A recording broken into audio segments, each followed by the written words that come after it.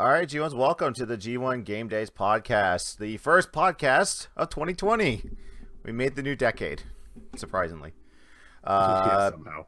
I am your host, Johnny Chase, along with Mr. TL Wolf, and Hi. I completely forgot to get an image for you, Short Post Eric, who does not I, have a I'm, webcam I'm, right now. I'm waving. Hang on, he'll just narrate what he's doing. I'll find, oh, all right, first Google image I find here. Oh, that's perfect. Hang on. Oh dear God. It's Yeah, wait to see this. it's fine. It's fine. It's just a bus. It's nothing super duper crazy. We'll just I mean, I have the stream up so I can see what is happening. So yeah. There you go. Just a regular old bus. We'll just stick that down there and there we go. Okay. And I'll have to copy and paste that when we switch over to the news, but we're just gonna stick it on here. But yeah, welcome everyone. Welcome chat. Hope everyone had a good New Year's Eve. I did anything that or I just did what a regular adult my age would do, is just stay at home. Stay at home, play video games. I kissed my wife at midnight and then she went to bed. And I stayed up another hour playing video games and then I went to bed. not me. Wife and I. We were old people. We were out by 10. Yeah, I just barely made it to midnight, but we were also continuing to catch up on Critical Role, and somehow we're only like 3 episodes away now from actually being at current. Nice. Yeah, we started in like May, but every episode is 4 to 5 hours long, so Yeah. it's like 2 episodes for a day is a good, like, is a really good we did nothing day. Yeah. No, I saw on your Facebook, Eric, that they minibus passed out on the way to midnight too. Yeah. Oh yeah, he made it to about 8:30, 9 o'clock. For the because we were just talking about it. This is what my third week in. This is my third week traveling, in the last 4 weeks. So, yeah, I'm beat. Yeah. Are you currently in DC right now for MagFest? Yeah. Okay. I'm at my hotel. I am ready to get up bright-eyed and semi-bushy tail. Translates into motherfucker needs a cup of coffee before anyone talks to me, or they're all gonna die. Yeah, so I know several G1s that are already there. I know Tom's there, Pillabard's there, Clayman's there, Kelly's there, Makoto is there. The most important G1 is Kelly there. drove down with Chomps Clay, the which shark. is why she's here. Tom lives in the area, which is why he's here. Yeah. You know. So.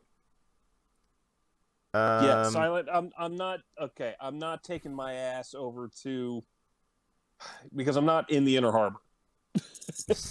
Yeah. I'm like he's 15 busy. minutes. Yeah, I'm 15 Stop trying to minutes take away away. our podcast guests. Yeah, I'm 15 minutes away, and frankly, I don't want to pay for an Uber tonight. So yeah. Apparently, we're free not reg gonna is have- going on right now. Dumpster Monkey said that you can get your badges now, but we got a show to run here. We have a show to run. Doing I've things. also been Things to been up discuss. since 6 a.m. I've been on the road, so yeah, my badge can wait. Yeah. I'll see y'all tomorrow. And apparently, Tom has already been broken. Apparently, Pillowbart got him a bunch of gifts. Two of them being pretty wicked ones. Got him a reproduction card of Castlevania 2: Simon's Quest, the redacted edition. This is the version I played on stream when it's so much better because it fixes all the spelling errors. The day-to-night cycle is quicker. The townspeople actually give you better tips. So if you don't have a guide, you know what to do. And the one I'm kind of jealous of, he got him an SD to SNES cart. So this means that you can get a 32 or 64 gig card and basically have the entire SNES library on hardware. Nice. So I think he got him that to hopefully when Tom comes back to streaming to maybe attempt some randomizers. We actually did a night there where we're supposed to race each other in one that Pillabard made for us. But then again, Tom versus technology, we couldn't link it up and do the split screen, so we just did our streams on our own and couldn't talk on Discord because.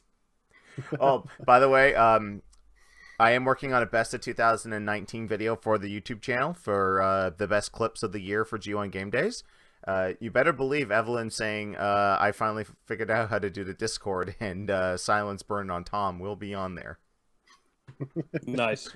I do have one too of from Rocket. I won't spoil anything else there. You'll just have to watch it. But I do have one from a particular Rocket League that I thought was very funny between Tom and Evelyn. You just have to wait and see that.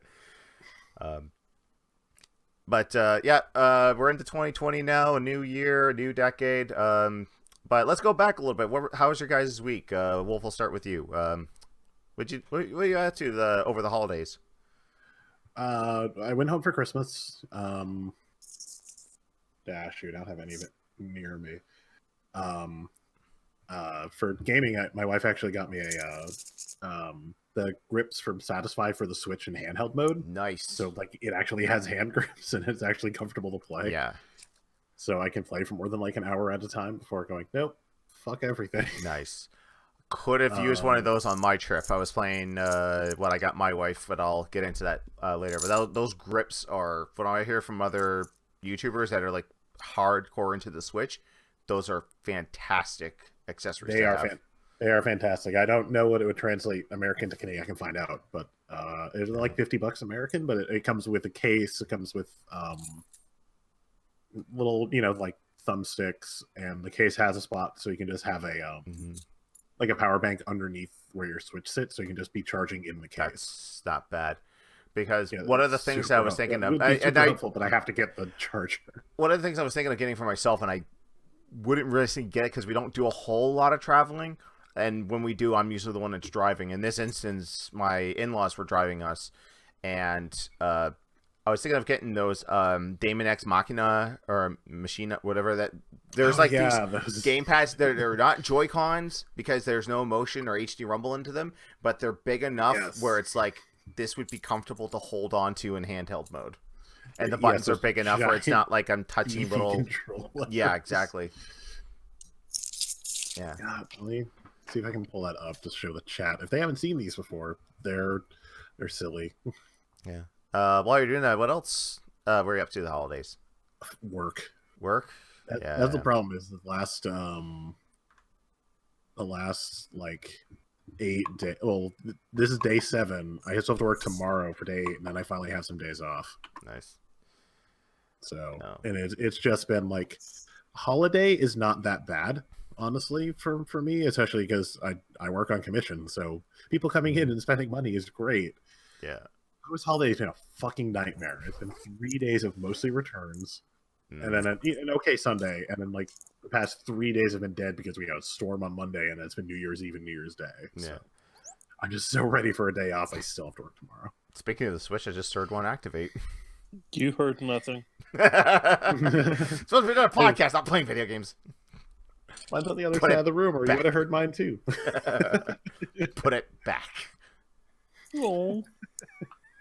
You can play with it after you leave. Yeah. Like I I so get way off camera to do it. that's fine. That's all right. I got a D&D book, which would have been super helpful last year. Yeah. Just because it's like a lot of the class stuff it gives you. It's like this is stuff that can help with like a city campaign. Cool. I'm not running a city campaign anymore. Fuck. But I still love the book anyway. Nice. That's kind of it. Right. Well, I guess with the holidays were good. I was still kind of on the mend there with my back, but actually, I think it's finally at the point there where it's kind of like settling down. I'm not going to go into gory details like I have in the past there, but I'm on the mend. I'm almost at 100%. My back is concerned. I picked up a little bit of a cold, but only got sick over the holiday, so that was something I had to unfortunately deal with. So the thing with me too is I work on commission at my job, but the thing was that I didn't get my Boxing Day shit. They just gave I just wasn't even booked to work it. And on one hand, I'm just like, yes, I don't have to be there 8 in the morning or close at 10 at night. But the other time, I'm just like, fuck all those sales I'm losing. Like that's the mentality I have right now. Yeah, that was me for Black Friday. Was that I had a really light schedule for Black Friday week, and it was like, I kind of need this because it's been kind of stressful, but at the same time, fuck, I'm not. We have, Black Friday is Wednesday and Friday for us. I wasn't working Wednesday, so I was like, fuck, I missed a day of possible good sales. Yeah, and Boxing Day for us was the 27th. When we reopened, we were open from 8 till 10, and I didn't have a shift. I was kind of like nobody wanted to give it up to because they're just like, no, I'm gonna get all the sales. So I was like, I kind of need it myself because I was out for a week and I kind of need the money for that. But we're actually we're doing okay. Like I had not heard back from my cousin because I have a box of retro stuff that my mother got from her side, someone in her side of the family. She was like, oh, they're just gonna throw this out, and I was just like, no, you don't throw out retro stuff. Give it to me. So it's like a Master System with a bunch of games, a Game Gear with a bunch of games, but the Game Gear doesn't really work all that well. But my cousin collects all that stuff now, so I wanted to message him and his wife and be like, hey, I've got this Master System. I don't know if it works because there's no power cable or RCA cable. The Game Gear, it powers up, but nothing comes on the screen, so make me an offer. I'll sell it to you. If not, I'll take it to a record store, but I doubt they'll give me as much as he would give me for it, but haven't heard back for him. We'll figure that out. As far as Christmas goes, we had a pretty good Christmas. Melanie actually felt kind of bad what she got me. She got me like socks and underwear, and I ended up getting her I bought her Let's Go Eevee on the Switch, and she's like, I feel bad. I said, don't feel bad. Like, I need socks and underwear. And I bought this for you because you. The age where socks and underwear. I remember growing up, you'd get like socks and sweat. And as a kid, I'd be pissed. Now, man, just fuck yeah, give me the socks. Yeah. You found socks in my size. Thank you. Exactly. Right. At this point in my life, there at the age I'm at, like it's hard for me to either figure out what other people want because the people I'm buying for are around my age and they have all their own disposable income and they have all their own things. I think next year I'm just gonna go completely silly with stuff because that's what my brother and his wife did for us. I'll show it off on stream here. They got us these tiny little arcade machines from My Arcade. So bought one. They got one for myself, and they got one for Melanie. So I ended up getting Pac-Man. She got Ms. Pac-Man. And I was like, that's kind of cute. Like I wouldn't have thought stuff like that. Here's the funny thing with this machine, though. You would think this would have the arcade version of Pac-Man. Actually has the NES version of Pac-Man. And that goes for the other devices they have out there. I think they have like Karate Champ, Bad Dudes, and Burger Time, and they're all NES ROMs, which is kind of weird because there's so many different companies making these machines. Some of them are like twice the height of this one here. It has the actual arcade ROM on it, but it's a tiny little screen and a tiny little joystick on it. But I don't know. This was still fun. Like it runs off USB and 4 AA batteries if I wanted to. Speaker volume on the back. I liked it. It was pretty cool.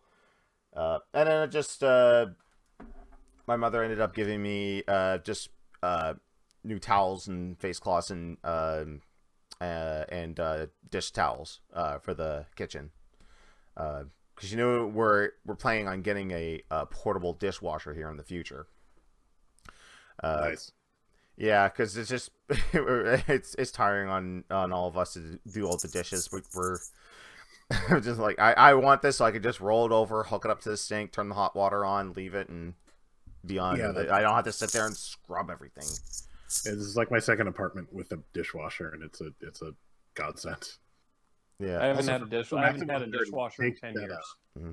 You take that mini arcade with you to a con, and if you're stuck in a line, you bring that out instead of like a Switch or something. You're just playing this teeny tiny Pac-Man.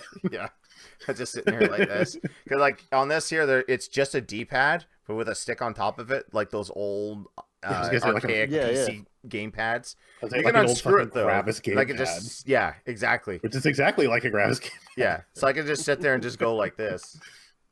If Matt McBustles of former best friends was still doing con videos, there's one he did at MagFest where he recorded everyone with a 3DS, and he found the one person with a Vita, and it went combo breaker. And then he found someone with an Nvidia Shield, and it went counter breaker. I think last time for fun I packed a Game Boy Color with the Pokemon trading card game. Nice. I did that one year at a convention. Everyone had 3DSs and was street passing, and I had a Game Boy Advance SP. I was like, "Hey, it was connecting." Oh, I gotta think too. Oh, it's like I could play Pokemon Red. You want to play Pokemon Red? No, okay. I've got blue. Do we have a link cable? Those old Firewire cables, Jesus. I hated those things back in the day because in order to play 2-player multiplayer, you had to turn on the Game Boys at the exact same time. I vaguely remember that. Like it was for when we were playing Tetris. We're playing old school Tetris. It's like, all right, 3, 2, 1, click. If they didn't go ding at the same time, you knew you did. You're like, oh god damn it! All right, it's like, does it say 2-player? Can you select it? Nope. All right, turn it off, turn it back on again. It's so much easier today. Yeah. The shit we had to do.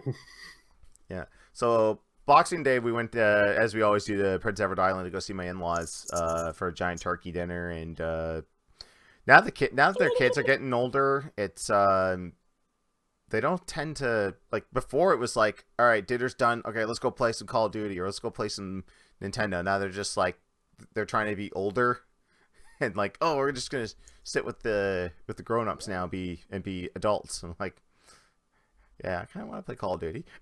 Can we just go sit like, I'm still a kid, kind of. Just gonna go play Call of Duty. The funny thing is, I actually ended up playing Let's Go Eevee. I ended up making it to Mount Moon in under like 90 minutes. I was like, wait, I don't remember it being this fast. But the thing with Let's Go Eevee is that I've seen all these changes. It's like you're just automatically given the stuff. You don't go into the house to Gary's sister and be like, oh, I'll give you the map just because I don't like Gary or this. The thing is, your rival is not Gary. Gary shows up later. Well, he's named Blue because they don't really follow the anime all that much. The funny thing I saw about Let's Go Eevee is before I fought Brock, the guy at the beginning of the gym, he's just like, you can't fight Brock unless you have a grass type. Do you have a grass type? I'm like, yeah. He's like, okay, go on in. I'm like, maybe I can attack him with whatever I want, right? It's so weird. I guess it makes sense for like a tutorial because it is kind of baby's first Pokemon, but yeah. like Makoto said in the chat, but that's weird. Yeah, the grinding's a little weird, but Melanie might stream that on her own time, but we'll have to wait and see. I don't like Pokemon. I'm just saying. Fight me. I don't want to fight you. All right, I'm not going to throw out that I got my wife a Switch Lite and Pokemon Shield so that she have Sword. And my GameStop is closing, so I actually got on sale. Other people are perfectly entitled to enjoy Pokemon. I do not enjoy Pokemon. There's nothing wrong with you not enjoying Pokemon. Tell that to the people who enjoy Pokemon. I enjoy Pokemon. I don't give a shit if you don't enjoy Pokemon. You like what you like. Yep. Well, you're one of the good ones, then, sir. Okay. Well, let's throw it over to the Pokemon hater. How was your holiday? Eric, how was your holiday? How was your Christmas / Hanukkah? Because you guys celebrate both, right? Yeah, we do both. Did you catch a shiny while you were out on Sorry, your holiday. Go ahead. I mean a butt. He's being a jerk. Yeah, I caught a Pikachu on Pokemon Go. Anyway, no, it was good. It was low key this year because it was kind of overshadowed with my brother's wedding the week before. So like all of our effort went to that. We did go to the in-laws the week before, and they or the weekend before Christmas. So I ended up with a bunch of like random they like to buy me a lot of my favorite candies, like sweet tarts, the Christmas tree cakes, which really you can get year round. It's just they're not Christmas trees. For some reason, people freak out about the Christmas trees. Yeah. But so box those, this, that, and the other, but a whole bunch of freaking I got a set of Mario socks and be rocking this weekend. Nice. So a couple of gift cards, nothing in outrageous. So But yeah, no, it was pretty low key this year. So again, it's when you have to dedicate all your time and effort to getting your asses down to Key West to for a wedding that it was just it was crazy. So yeah, it was good. That's good. So is minibus kind of like it? I mean, he's kind of getting at the age now where he understanding who Santa is or what Hanukkah is. He has an idea. This year was more of him just like he still doesn't understand the concept of it. Like he doesn't like he knows Santa Claus is a jolly old fat guy with a snowy white beard and a red coat that brings you presents, but beyond that, he's more about the song. So he's running around, singing, it's like jingle bell, jingle bell. I mean, and it's adorable. It is. It's adorable to watch. Like every year he gets, he's getting more and more into it. So it should, so next year should be really, really fun when he's like really has that understanding. Of what's going on. So, but yeah, I mean, it's yeah. My nephews my nephews are starting to get that. Emmett's starting to understand Santa a little bit more. He's starting to understand the traditions too. So like he knows, okay, dinner's done. We all watch Charlie Brown Christmas together, and like you do the music parts, and he's starting to do when after they decorate the crappy tree and it turns into a good one, they start going ooh. He start looking around. We're all doing it, and he starts doing it too. It's like, hey, you're learning. Right. When the first year my brother was dating his wife, and she saw us doing it, she's just like, what are you guys doing? He's just like, one of, he's like, start doing it. One of us. Right. Whereas like, if you can survive this, you can survive the rest of our family. No, I mean it was really funny. So like, he was asking a lot for the Grinch. Kept asking for the Grinch, and like the Jim Carrey one, which I thought would scare the crap out of him. And he's just giggling right along with Cindy Lou Who all the way across the board. I'm like, boy, there's something wrong with you. But I mean, at the same time, I'm like, all right, cool. Just don't explain to him what the keys in the bowl mean. That's a much older discussion. Yeah. Right. Woody. Oh man, that sucks. Woody in the chat says my 4-year-old niece has already been told that Santa isn't real. That sucks. Fuck that person who told him that. Yeah. I can't remember how old I was when we figured it out, but it was definitely one year we realized, man, Santa's handwriting looks a lot like Mom's handwriting.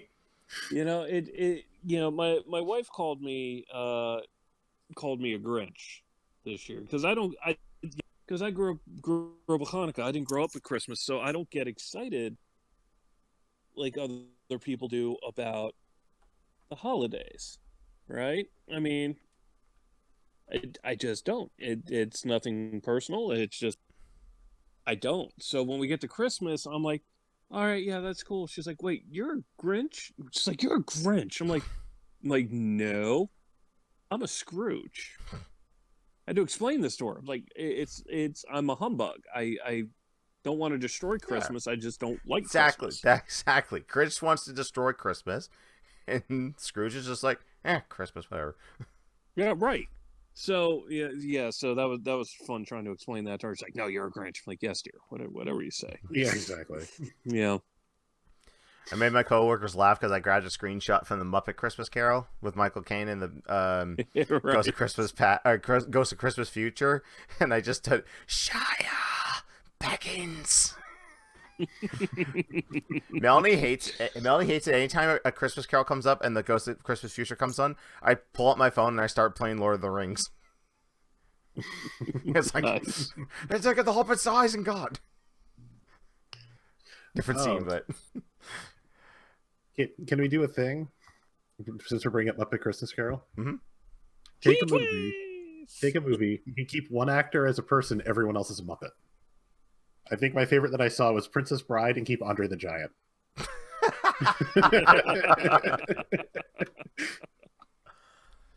Oh, Oh man, that's a tough one. One movie, one person's, everyone else's Muppet.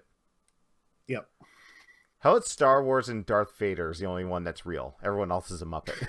I Muppet was trying to figure Stormtroopers, out Muppet Rebels, Muppets Luke. right. I Even was trying more to figure out Muppets how to do a Star Deluxe. Wars one on that. That would be hilarious. Silent I'm wave. I'm sorry. I'm thinking of the part of the beginning of Star Wars where he's picking up. It's like, "What have you done with those plans?" And watching him do that to a Muppet, and then after he chokes him out, flopping him like. Texas Oh, that's a Chainsaw good Keep. Face off, keep Nicolas Cage, Travolta's hold on, Kermit. I gotta think of a movie I just watched, excluding what we're going to be talking about tonight. Yeah.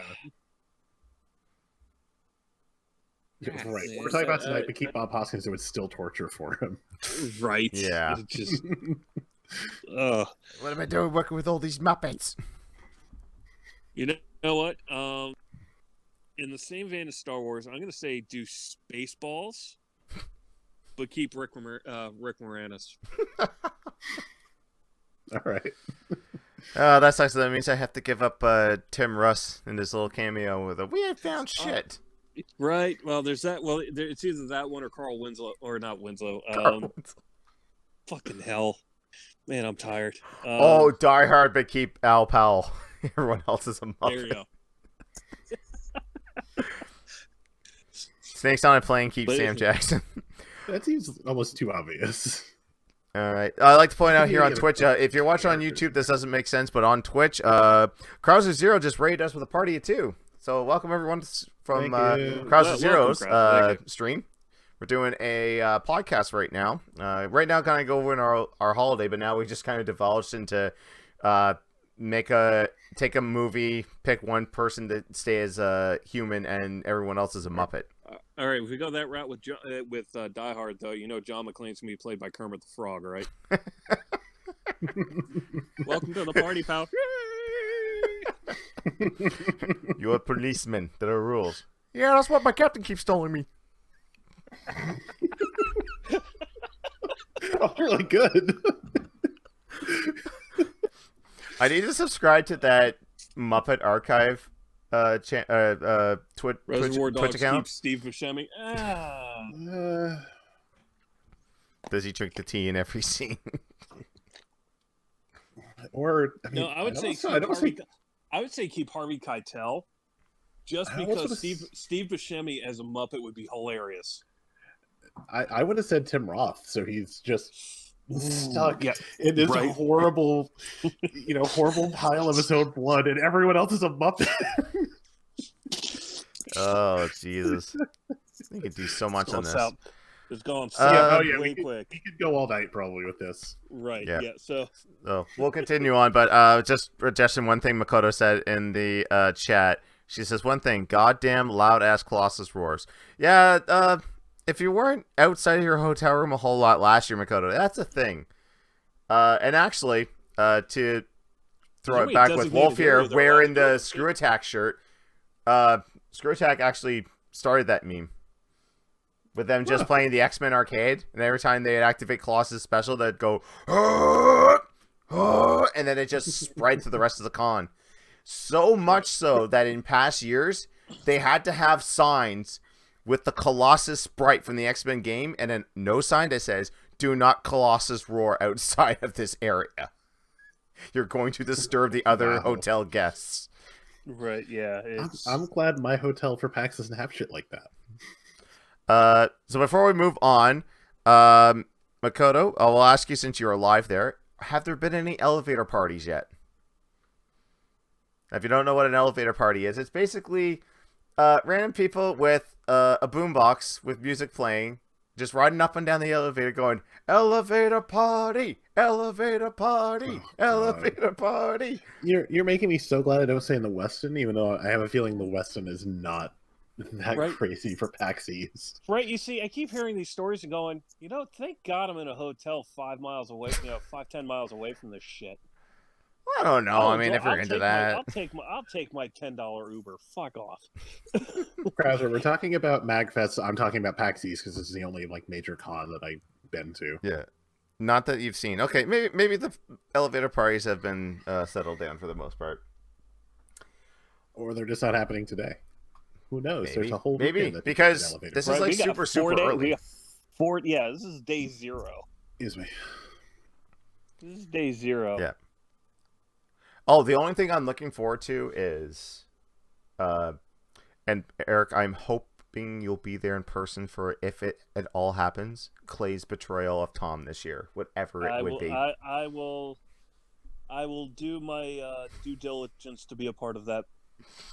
Because in years past, it's been putting a B as his background. The one last year was great, putting Destiny 2 on his hard drive. Destiny 2, Destiny 2, aka herpes, on his Xbox. I can't remember the other betrayal. That shit will not go away. He needs to post a betrayal list at some point there. Give him Goose Game. That's not the wrong Goose Game. It's on Game Pass. I gotta play that at some point there. I need to join the meme. Out on Sunday. There you go.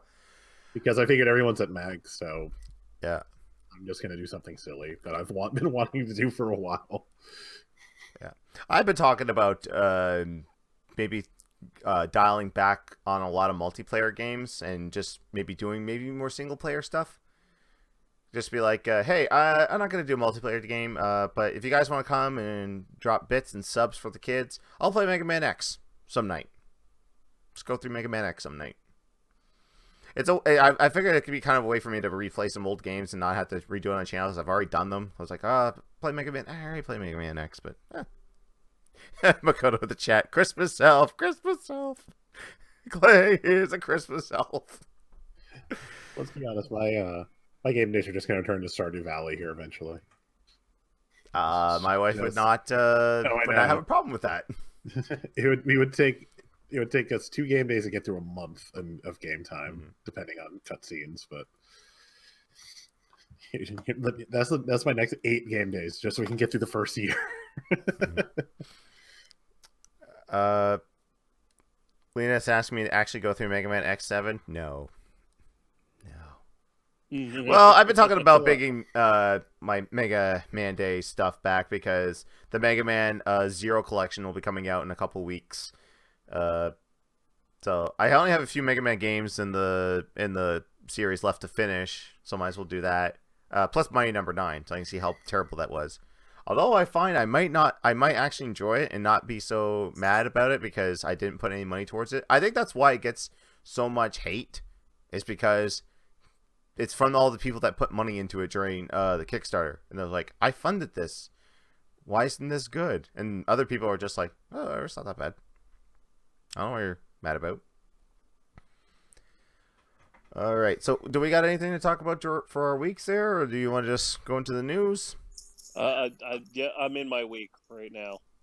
There you go. I just throw out one small announcement / reminder, what have you. Mm-hmm. Since we are in a new year, all of our Extra Life stuff has reloaded, essentially. Yeah. We're back to 0. It is a new year. That does mean if you're planning to participate in Extra Life, you do need to re-sign up at this point. So, at your leisure, make your new account, but you do need to, re-sign up. And also, when I signed up, they mentioned that Game Day this year is November 7th. And I checked, out of curiosity, because they've done it the last few years. Daylight saving time is November 1st, so we do not have to do 25 hours. Where's my soundboard? It's still 24, but it's not 25. Oh no. At 2 o'clock, it's not going to become 1 o'clock again. Yeah, 3 cheers for not doing 25 hours. Yeah. That's my wedding anniversary. Couldn't hear that, but I was playing the Victory tune. Maybe Eric will just support us. We'll see. Obviously, November is a long way away. I'll figure it out. Yeah. All right. Well, that is it for our week, guys. But What do you thought? I stayed up. I was streaming. after you guys finished you streaming. didn't stay awake we anyway. went 10 to 10. That is true. I did not stay. I was I not did feeling it take this like year, a and I was power like, nap, but Hey, I out of the box said I wasn't staying up the whole damn thing. So I I was have a busy kid. hosting people. Although my computer tried to betray me at 5 in the morning and got it working, it was like, I need a power nap. yeah. My host got really mad on stream. Also, spoiler alert: Wolf, Joe's flop onto the beanbag chair and the controller going up. That's making. Oh, best it of. has to be. It That has was to. amazing. Yeah. That was amazing. Yeah. I think you guys will like the video.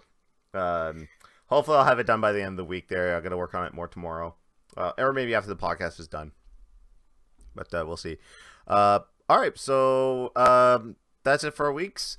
We're gonna move right into now. It's gonna be a shorter news or it may be longer depending on how we talk about stuff. But because it's the end of the year, there's not a whole lot of news because every news site has the top blankiest blanks of the decade or blankiest blanks of 2019. But we do have a few stories to talk about, so it's time to transition into the news. And the videos froze. Great. Just pretend it played. It broke just as much as WWE 2K20. Hey, well, There we speaking go. of- There it Speaking goes. of, yeah, so apparently that's why our title is 2K20 is not Y2K compliant, because if you have WWE 2K20, you can't play it right now because there's a bug that will crash the entire game. This is affecting every version of the game. PS4, Xbox One, PC. There's a reason we play 2K19 tonight, because it fucking works. Mostly. Okay. I do see update. This issue has been resolved, but Yeah. still. Please make sure to restart the 2K20 game to automatically download the fix. If you continue experiencing issues, please open a source ticket. That doesn't change the fact that the first thing in 2020 is like... It shouldn't have broken in 20 the years. first place. 20 years after Y2K, we had the same kind of problem again. Here's the error message people get on their PS4s. Like, is 2K20 trying to outdo Fallout 76? And the amount of fuckery and bugs it has? I mean, that's a hard thing to pull off, but they are doing a fuck ton good job, aren't they? Yeah. And the thing is that I'm sorry if you bought this game, because like the patches are few and far between because people are leaving the company. There's like no one left around to try and fix this game. And I feel so bad, especially for the WWE superstars and NXT superstars that just got added to this game, where it's like they want to tweet out and be like, yeah, all my life I dreamed about being in the 2K game or into a WWE game. I've made myself so many times in past games. Now I'm actually here. And the whole thing breaks. Yeah. When Up, Up, Down, Down doesn't even play the game once on their channel, you know something's wrong. While the host is talking about building you got his your favorite own thing. Disappointment. Yeah. And isn't there a thing? I know Robe's not here. He went to bed, but I think there's a thing where if you agree to the EULA on this game, you cannot go back to 2K19 to upload or download anything. Yeah. It's like... I think that was a thing. So, whatever assets Robe has right now for 2K19, that's it. If he attempts to do a My Universe... I don't even think you can do My Universe in 2K20. I think that shit's still broken. But he can't do a damn thing. No. He is...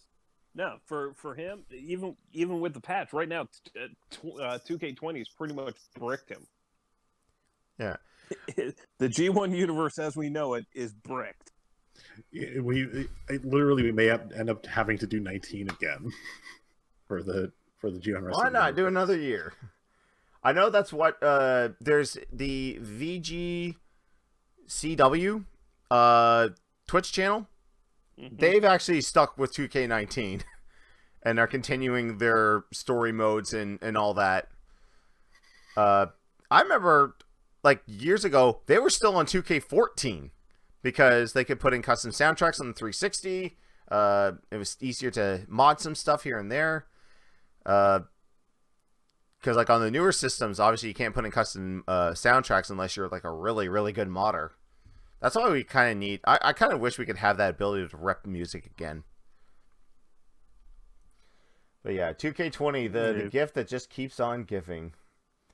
Like...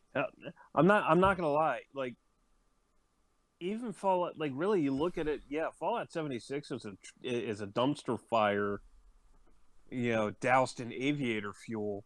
But I don't think the game has ever straight up bricked like that. I don't know about straight up bricked, but when people can just like steal shit straight out of your inventory, it has its own problems. It has its own problems, but I mean, the game is bad, but it's never been to the point where it's been so broken that it's unplayable. Yeah. I mean, at some point there, like, you can play 76 to an extent. This I find, like, I mean, we've encountered bugs, like, even tonight, like, there are some bugs, like, we would get caught up on the ropes, and the ropes would come with us. They would eventually snap out. But, like, this is, like, stuff that people are still going through the floors. They're getting teleported out of the arena. Like, it begs the question. It's like, what type of contracts do some of these people have where it's you have to keep making a game every single year. You can't just take a year off and maybe update the roster. Like, EA has been guilty of this before. They straight up, like, with FIFA 13 on the Wii, they just took FIFA 12 and made a roster update and then just resold it. And I think they did that for the Vita version as well. Yeah, not only did they do that for the Vita version, but the Vita version had come out earlier that year. True, yeah, because they just came out... year, they released the game twice. Yeah, because they made FIFA 12, but they didn't even call it FIFA 12 because it was the first one on the system, so they just called it FIFA Football. And then 6 months later, it's like, here's FIFA 13. Wait, that's the same exact game. No, it's not. Like... Dude, I was literally just watching... It was at the end of Did You Know Gaming about it. That's... Like, I remember... I was watching that Did You Know Gaming as well, and I also... Like, it jogged my memory about that. I was like, oh my god, yeah, they did sell the same game again. Wasn't there another company that did that? I'm trying to think. It was at the end of the digital gaming video as well, or was it all FIFA? I'm trying to remember. I think that one was all FIFA. They might have mentioned something. I can't remember, but I can't remember. Yeah. Yeah, but really, any sports game, at this point, especially at the end of the console lives that we're sitting at right now, could have gotten away with, hey, we'll charge you, even if they charged me $10 for, a DLC roster update, Yeah. as opposed to, hey, we're making, we're, like NHL 20, I would have gotten, if they had said, hey, here's 10, give us $15, we'll give you the updated roster for, for 20, I probably would have gone, no, all right. Yeah. Because it's the exact same game. Yeah. They, like, graphically, there's nothing that has changed from 19 to 20. I also think with sports games, and especially wrestling games, with wrestling, it's hard because you can't really change the mechanics all that much. Because it's basically like, for the last couple of years, it's just been adding more people to the roster and taking the people that you've future endeavored out. Because I think there's some games that were just copy and paste the same roster. Even the ones that were in, like, the showcase mode. It's like, okay, why am I playing this random Japanese guy that Flair wrestled in 93 for WCW? Oh, because he was in last year. We just wanted to kind of bring it over. I'm like, well... I mean, fighting games have, like, the best solution for this, where you have seasons. Like, they've extended their longevity by constantly adding it. Even Smash, like... They're going to have their final DLC character, but they said they're working on more. So, guess what? That's going to make you play the game even more. And not have to go out and wait for the next version to come out. Yeah. Like, I'm scared to see if they ever do another Smash game, what that would be. Because, like, this is like the penultimate one. If they ever do another one, it's going to have to be an addition by subtraction. Like, some people are going to have to go. Yeah. Some echo characters will probably have to go. It's hard to say, but yeah. 2K is still a broken mess. I'm sorry, Robe. It won't be. Yeah, I refuse. Yeah. I I, refuse I, to, I to buy this. if it's Even like if dirt cheap sometime, like, and they have patches where they'll like roughly fix it, like I'm probably never ever gonna play it online. I like the showcases modes. I like those because it's recreating history, and it sucks too. That's another thing that sucks about this too is like the women are getting shafted on this because the showcase mode was all about Sasha, Bailey, Charlotte, Becky going from kicking ass in NXT all the way up to the main event of WrestleMania with her and Rousey and Charlotte. And I like those modes because like I played the last year mode there with Daniel Bryan and like showing him his velocity match against John Cena all the way up to his return match at Mania and beyond. And honestly, I even like the stupid story mode from 19. Although saying it's way worse in 20 is like, never mind. Oh yeah, I never played this story mode in 19. It's fun. It's cute. It's definitely better than 18. Oh, Was 18, 18? there was just like a grind. I did 17. Oh. I think I played 17 because I was trying to 100% it. It was either that or 16. I can't remember. It was just, okay, do a match, have an interview with Renee Young. Renee Young looked horrible. And then you do your standard interview and nothing changes. Because you've already maxed out your heel or your face persona and it will never change. Dakota's saying, what about Daniel Bryan kicking his own ass? Oh, yeah. The ultimate end of that showcase mode was Daniel Bryan fighting Bryan Danielson. So it was a mirror match, and you got to pick whoever you wanted to win. All right. Next up in the news, The Witcher television series on Netflix is a gigantic hit. I've heard a lot of good about it. And that in turn has done well for CD Projekt Red because there's over 1 million new players or 1 million players of The Witcher 3 on Steam due to the game's release. Not only that, it is also, if I remember correctly, I don't remember the exact numbers, but there are more people streaming The Witcher now, or The Witcher 3, now than there were when the game released. Yeah, there's forces because of it, and I started watching a little bit, and then Minibus woke up, so I had to stop watching. But from what I watched of it thus far, again, I made it like I'm just gonna start the episode over because I literally made it about 10 minutes into episode 1. But the look and the feel of it looks good. Yeah. And from what I've been hearing, it's fantastic. So, I have not yet watched it. And the thing is, I haven't played any of the games. I don't know any of the lore, so I kind of would miss out on something. So before we ever get to reviewing The Witcher on the podcast, I'd like to at least play some part of the game and see how it holds up. I think the only Witcher content I've been ever exposed to, like playing it, was like that Witcher mission I did on Monster Hunter World. Yeah, same. Yeah.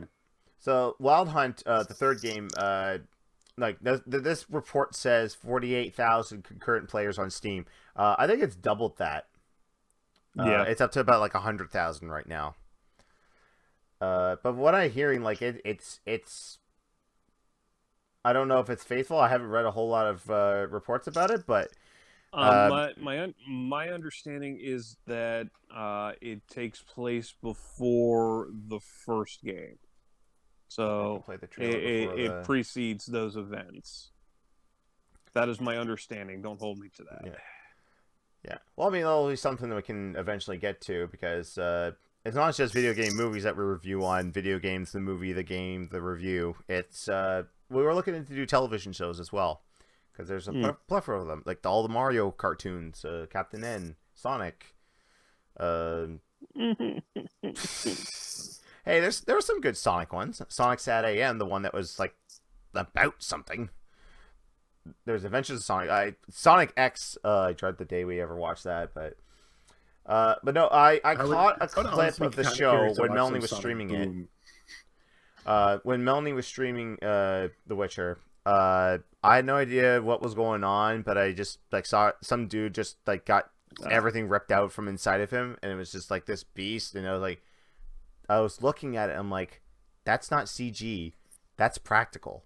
That looks amazing. I actually want to sit down and watch this show. And you got Henry Cavill, you got Superman in there.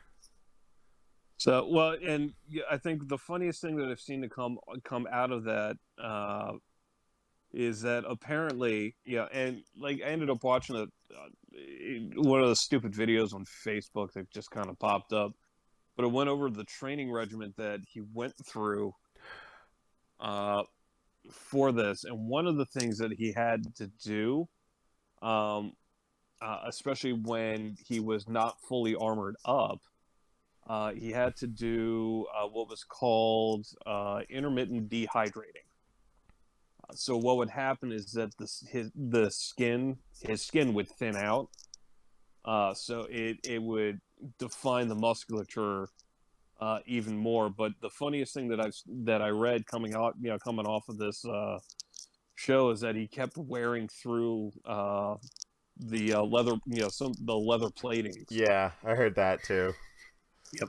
So that the armor wasn't and I'm just holding. sitting there thinking to myself, like, man, I wish I had that musculature that I could wear through, leather fucking plating, leather armor. That'd be nice. I want muscles. Muscles too. I'm sure everyone's at the gym tomorrow. They're like, I told myself I'd work out. Yeah, you're gonna do this. You're gonna do this for 2 weeks, and you'll be gone. I'm gonna be the next Witcher. Actually, do gotta. Oh God, Wordman's asking when's Doom Annihilation. Well, we gotta watch Doom 1 first. I've heard it's not good. Like, how hard is it to make a movie about Doom? Just redo Hardcore Henry, but make it about killing demons, and you have a fucking Doom movie. It shouldn't be that hard. Just get a football player in power armor. Fuck. What does Annihilation do? They cast a 90-pound woman. I don't think I ever saw. I don't think I ever saw Annihilation. I saw the original That's Doom. brand new. Yeah, it's brand new. Netflix. Like this was this past year, and it's on Netflix now. Oh no, I got one. I don't think you need to watch the original Doom movie to understand the new one. No, but Krauser, we kind of want to do them like in order. Like when we first started this off, we watched Mortal Kombat, and then we watched Mortal Kombat Annihilation. So before do Annihilation. Yeah, Stop naming your movie with Annihilation. So. Putting Annihilation it makes it bad. I was about to say, if Annihilation is in the title, it's gonna suck. Yeah. Yep. All right. So the last piece of news, is not really news, but it's just something I kind of want to bring up for discussion. So, Mr. Matei. Yeah, I had a feeling. Your campaign seems to have the momentum of a runaway freight train. Why are you so unpopular? Buddy. Retweet if you agree. If you use the rewind feature that is now standard on many NES and SNES available on the Switch, you did not by any stretch of the imagination beat the goddamn game. Later on saying, apparently some people took my last week as me telling them how to play the game. Yeah, think? Even though it wasn't really remotely related. That's exactly what you just said. Even though it wasn't remotely related to what I was saying, I don't want... If you want to use the replay feature, that is fine. It's a huge difference between beating a game and using replay. Holy... gatekeeping, Batman. Right. Yeah, he made no friends with this tweet for sure. Not at all. The big shutdown was from Kei Nasaki, or at Kei Nasaki, who is one of the people who made I Want to Be the Guy. Opinion from one of the guys who made one of the most infamous hard games ever. Who the fuck cares? Right? We have a reply from one Craig Skitz. As a retro gaming authority, I'd like to chime in with a solid who cares? Right? Well, I mean, here's my take on it. How is this any No, that's not the different one than when we're playing something like Forza, Forza Motorsport, and they give me the rewind feature? I fuck up a corner and then I hit the rewind button. I mean, it's just Woodyman says in chat, he made friends. Aaron Hansen agreed. Yes, Mister. I need to tell my shitty jokes over the directions to the game, and then goes, "What the fuck am I supposed to do?" If you read the instructions, you would have realized that. If you paid attention to the four different ways the game is actively telling you what to do instead of running around for 10 goddamn minutes, that's the one that drives me crazy. That's my biggest example was Sonic Boom the game. Was like there was a point where he had to use like the battle buddy for Tails, but it's like he's running up to a yellow light using Tails. Tails says it, it's in the caption, and then there's like another tooltip that comes up. It's about Eric can figure this out, and he runs around for 10 minutes going, I don't know where to go. It's like, this is either on purpose or you're an idiot.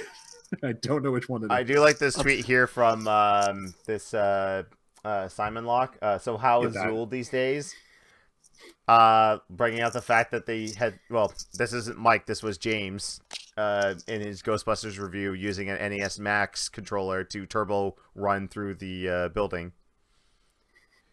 Okay, so let's like get like everyone in the chat. I want your guys' thoughts on the whole issue. I'm gonna tell you mine right now.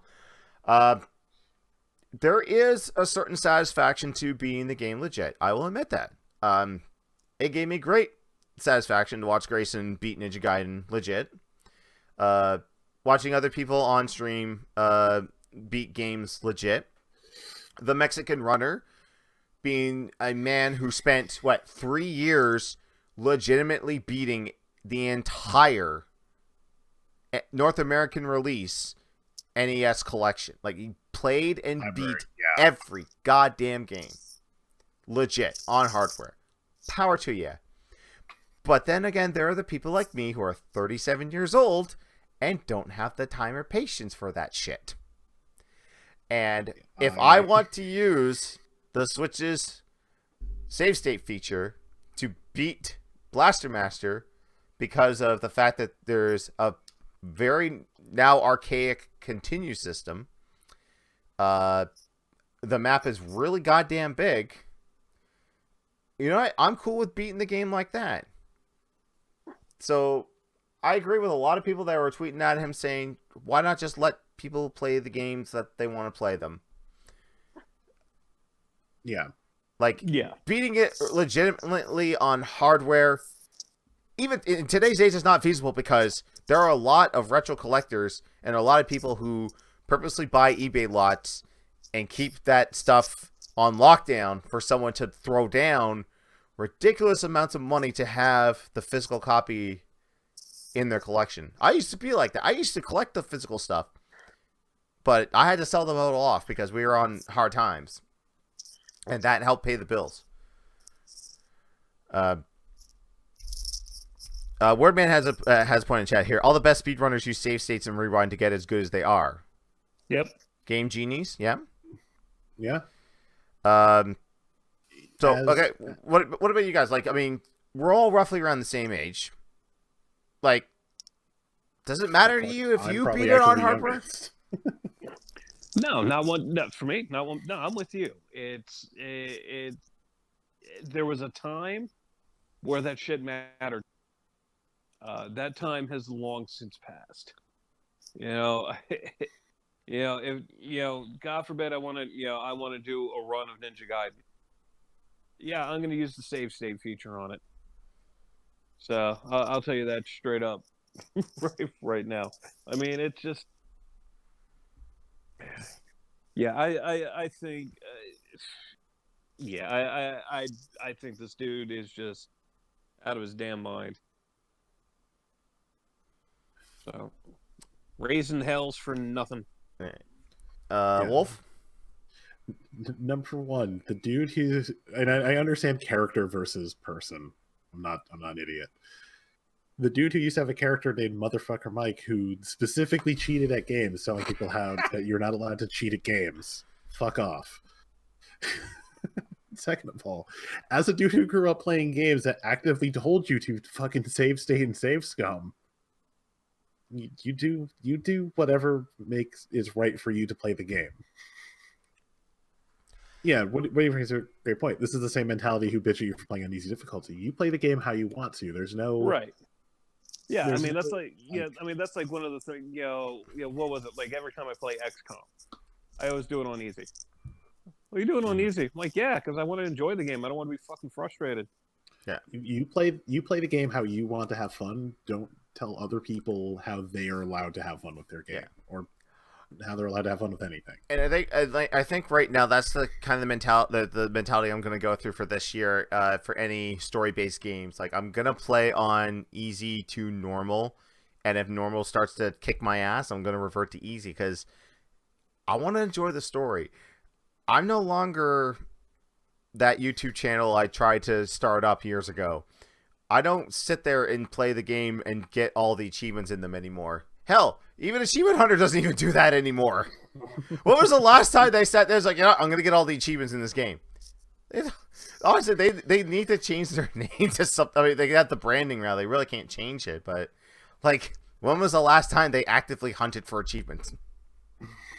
They kind of did that with a Minecraft series, but they abandoned it within, like, 2. Oh, right. They did do a Minecraft of like, we're gonna get every achievement in Minecraft, and I feel like 2 or 3 weeks later they were like, hey, we're gonna go back to Sky Factory. and that was kind of my thing too with this recent playthrough I'm doing right now on my channel of Final Fantasy VII. I was looking at, okay, what do I want to play this on? I have it on the PS3 as the PlayStation Classic. I bought it years ago, actually over a decade ago now. I wanted to play it on, like, I attempted it several times, never got through dressing up Cloud like a woman. I always would stop at some point, like something else would ever come up and never finished it. And then I got the PlayStation Classic. I was like, oh, I'll play it on that, better quality HDMI, stuff like that. And then it was like, well, what benefits do the Switch, PS4, and Xbox One version have? It's like, oh, they have the ability to fast forward, no encounters. And if you really get stuck, like Goo Goo baby mode, as Makoto will put in the chat, where like you push in the sticks, it's like boom, like, hey, I don't have to sit here and take this long walk or this long climb up the ladder while I'm humming Snake Eater. I could just go zip.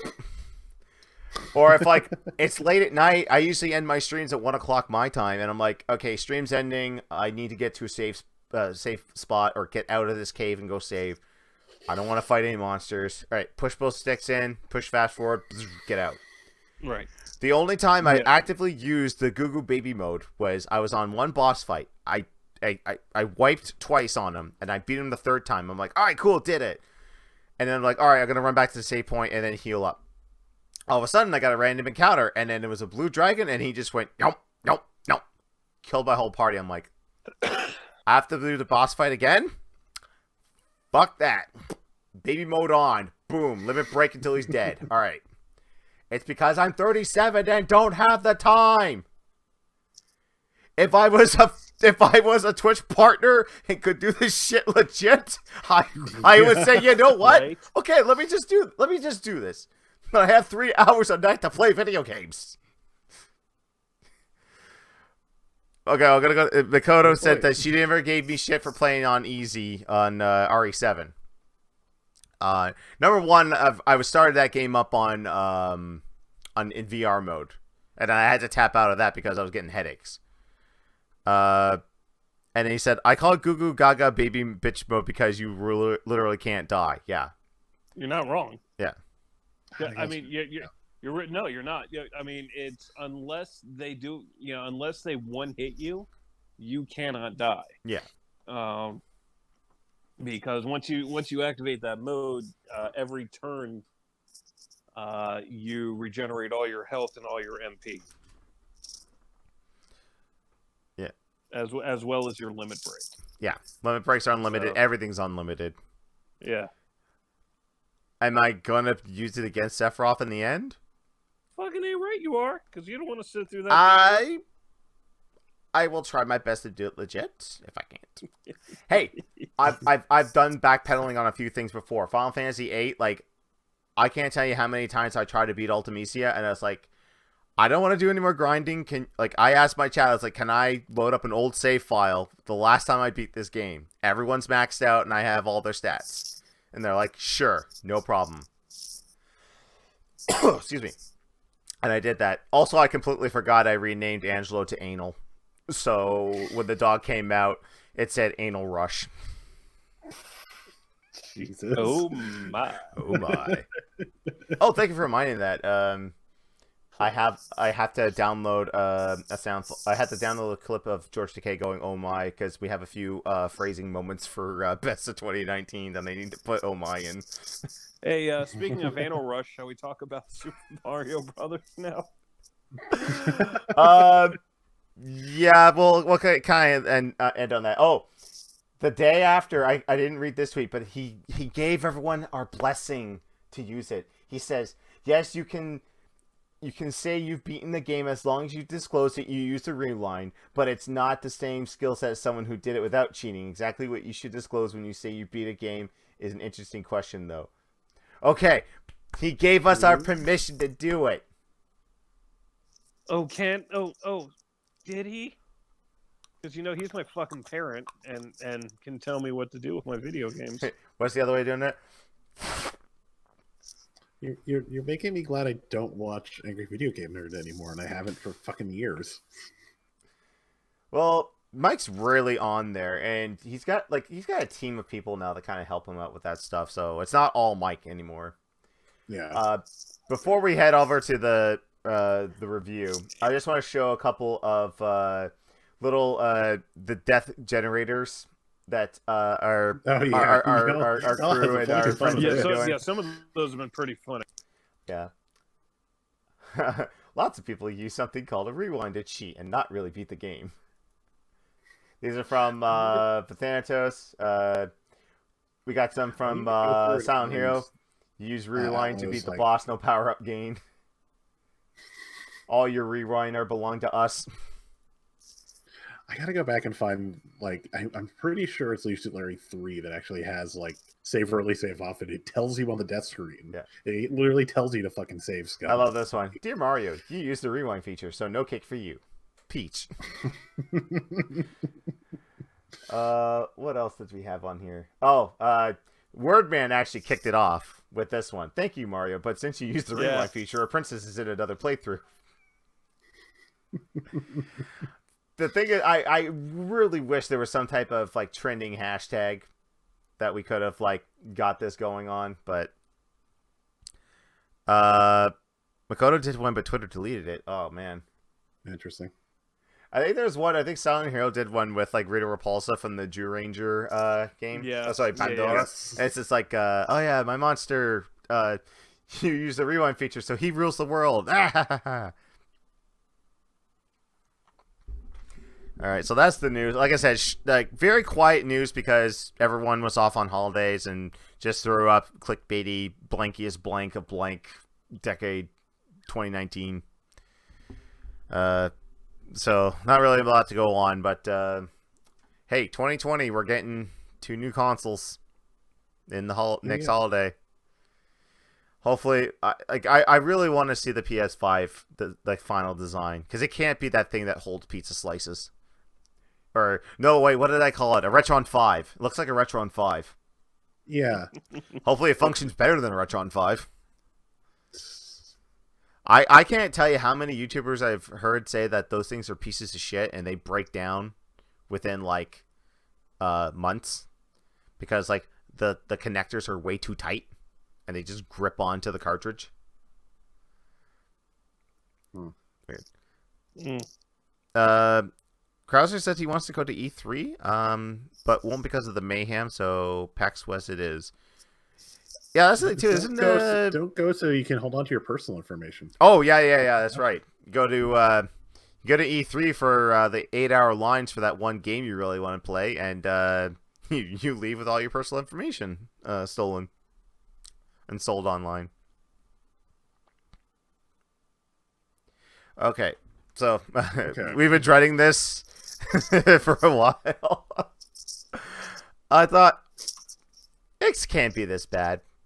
So here on the G1 Game Days podcast, we look and see what happens when Hollywood decides to take something that was on a cartridge and put it up on the big screen. Ladies and gentlemen, it's time for video games, the movie, the game, the review. And again, it doesn't play.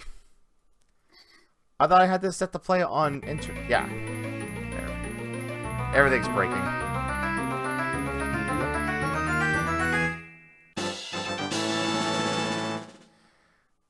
Alright. And it's Super Mario Brothers, the movie. This travesty.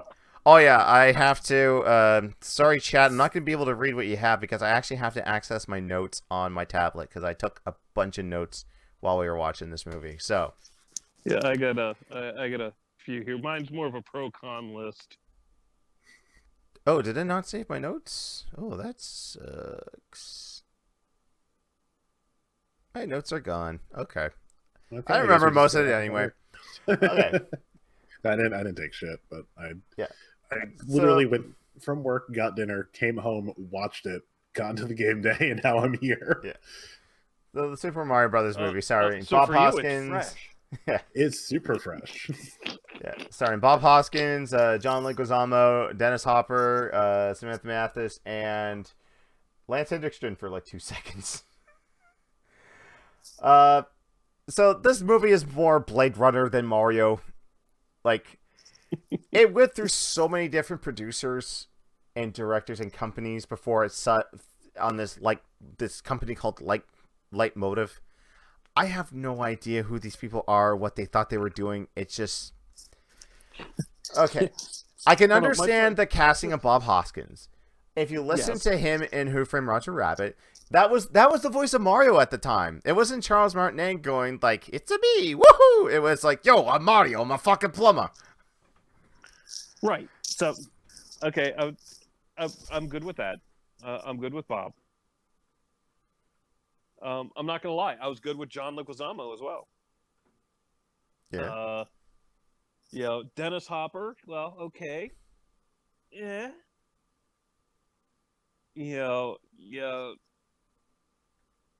Samantha Mathis. You never really saw anything much of her, so kind of a hot chick. All right, cool. Got the princess thing down. And then the rest of the movie. What the fuck did we watch? You watched the guys who made Max Headroom decide they had a different vision. Yeah. I think I'm going to have the most controversial opinion here. I didn't hate it. It's not a Mario movie. No, I feel like I keep having this kind of opinion where it's like when Mortal Kombat, it was like it's a really good Mortal Kombat movie. It's not a great movie on its own, but for what it is, it's great. This is not a good Mario movie, but this would be a fine, just like B movie. Yeah. Like if this was just a schlocky B movie with no license to it, it would have been fine. And I didn't hate it. But the fact that it's supposed to be Mario, it's Mario. Like, it sucks to be for a Mario license. Like you take something that's like, and I think Mario 3 was out by this game or by this movie when it came out. And no, Mario World, because Yoshi's in Mario this. World, Yoshi's in it. Yeah. You take a game series that's like very colorful and cartoony looking, and you're like, no, let's make it like this alternate dimension post-apocalyptic. Right, the Mushroom Kingdom is a twisted New York City. Yeah. It really is. Koopa Castle is a broken down version of the World Trade Center. I mean, it was just like, what the fuck? Yeah. What the fuck? I mean, what else? Hold on, wait. Let me go through my list here. I'll do this real quick here. So, we're in agreement. Parallel universe. What the fuck? Mm-hmm. Mushroom Kingdom is twisted New York City. Very twisted New York City. Now, what I did like is that when they panned across it, you saw little nods to it, like Thwomp's Warehouse or something like that. Bullet Bills. Bullet Bills. Yeah. So the little nods there were great. hold on. My personal favorite, the awkward dating scene. The awkward double date scene at the beginning of the movie. Oh, yeah. Yes. Oh, The first 20 minutes are great. Like, until they leave New York, the first 20 minutes are actually really fun. The woman that's... Toad isn't Toad. Toad's just a random dude with a swirly haircut, and he gets transformed to a Goomba. Can I ask movie producers, the Goombas. when you're looking at the video game, the Goombas are these tiny little fungus-looking things with frowns and little tiny feet. What makes you think 7-foot-tall monsters in trench coats that are voiced by Frank? They're voiced by Frank Welker of Dr. Claw and Megatron fame, just going.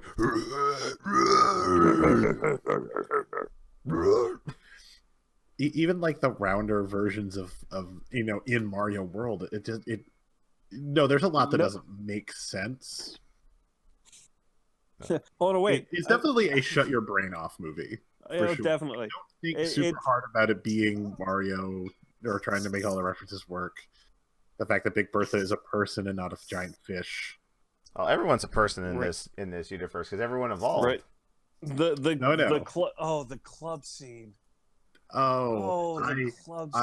I was drinking, I would have choked on my drink because it's definitely something I missed as a fucking kid. Oh, right? Was when, after Mario gets punched and he comes back and asks to get punched again, and she's like, dance with me and I'll hit you as much as you like. It's like, how did they get that in here?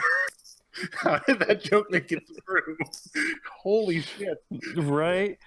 So, and then, of course, my personal favorite, the mattress scene. Oh, yeah. It was great. That was a fine scene. It's just... in a sea of chaos. But you go into it knowing that it's a dumb movie. Oh, my God. Don't expect it to be a good Mario movie. Just go in knowing it's a dumb movie that everyone fucking hated making. I saw this movie. It's fine. I saw this movie didn't hate in the theaters. Same here. When it came out, I saw this movie in the theater. And I thought it was freaking amazing. Because we were young and stupid. Right? I go back and watch this now. I'm going, the fuck did I just watch, and why did I like it as a kid? I still didn't hate it as an adult. I know I'm in the minority. No, it's all right. It's not something I'm gonna watch a ton. But it's all right. I really hated it. It's just like, what the fuck? So there's several scenes that kind of bugged me. Okay, we'll talk about first the intro. The animation looks like it was done on a Philips CDI. And it's narrated by Homer Simpson. Dan Castellaneta is the narrator of that whole, a meteorite hit the Earth. Goodbye, dinosaurs. Okay. Oh, and go into Mario's girlfriend in that. Was it Daniela was her name, I think? Yeah, something like that. She was supposed to be Pauline from Donkey Kong. Yeah. So, one of the other things I gotta point out. So, you know the part where they get on the dump truck and they take those guys out? You know what those are? Shy Guys. Oh, those are Shy Guys. You know what? That makes sense. That makes sense now. Okay. I didn't put that together. I was like, what the fuck are these weird masks supposed to be? Yeah, that actually they're makes supposed sense to be Shy Guys. Yeah, there's a concept art right there. There's shit guys in the game or in the movie. That's also true. And then there's the two side characters, Iggy and Spike. I don't remember if those were just random characters from 3 or if those were supposed to be the Koopa kids.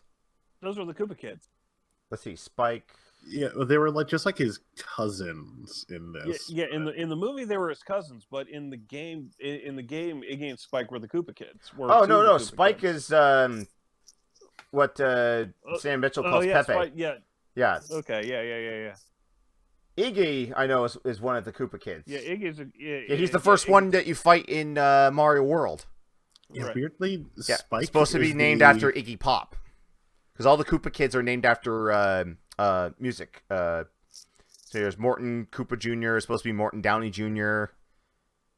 Yeah, Spike in the Mario games is the character that would like spit out black spike balls and throw them at you. Yeah. So it was just. I think they just pulled like two. Yeah, at that point they're just like, we're gonna pull two. You and you go. Yeah, you Iggy, two look good. Iggy and Come Spike. in. They sound like sidekick, like henchman names. So yeah. Now I will say this: they did do. As horrible as this movie was, they did make do with certain things like the fireballs. Having them be flamethrowers, yeah. Yeah, they had a fireball launcher. So I got to give them credit for that. And the de-evolution guns, which are clearly just spray painted super scopes. Oh, absolutely. Yep, absolutely.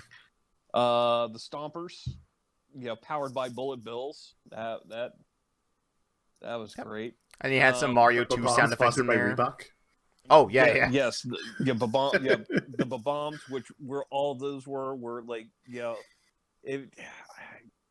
God, I'm old enough. Johnny might be old enough. Wolf is beyond the cusp. Was the little wind up bowling balls.